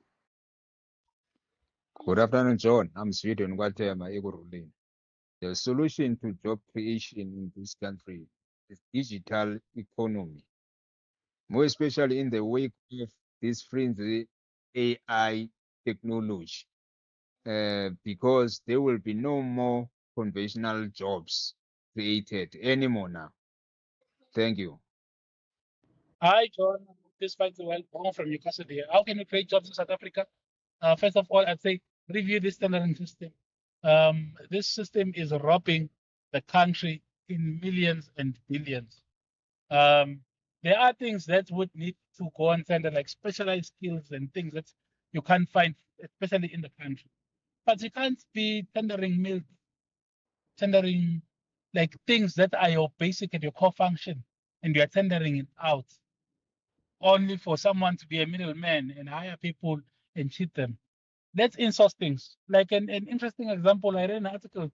They were saying it's 1.9 million rands to fix a robot, like traffic lights in Gauteng. What kind of madness is that? Like, and they're speaking about companies that need to be imported. Why are we importing so much? Let's build our own technology for our own solutions to create jobs in our country and stop exporting jobs to other countries. I also saw that number. That's for one set of robots. That's not for all of the robots. That's for one set of traffic lights. I mean, okay, there's a few lights if you think about it, but it's just short of $2 million. We're gonna play. Let's play this one first. I also think that we should not be stopped from mourning. These are places where we should be mourning because if we don't, the government is going to see us in the streets. So the radio stations are very helpful because the government has stopped community psychologists. So we're going to call the radio stations and complain and distress. Thank you, it's Bongi here. Keep on complaining. I love it. Nothing wrong with complaining. Let's give solutions at the same time. One more. Hi, guys. I absolutely agree with one of the other callers saying that we need to produce more locally, and we might have to consider putting higher tariffs on things that are being imported, because all of those imports, look at the clothing industry, many women from the Cape Flats have been rendered jobless due to cheap clothing imports. And now it's even worse because of the whole Timo and all of those other things. So there is consequences of having cheap imports coming in. The local markets just can't compete. And the big thing is we've got human rights that is absolutely brilliant, making sure people are earning enough money to survive, while some of these countries have none, and they are able to produce things at mass and at absolute cheap cost. So I would say support local production and put tariffs on imports, because no way we're going to be able to compete with these really cheap import products at all. Thanks for the solutions. Thank you for listening to the show as well. Finny pushed the buttons. Keys for Sunny and Temba produced the program. Jimmy's up with business after the news at 6.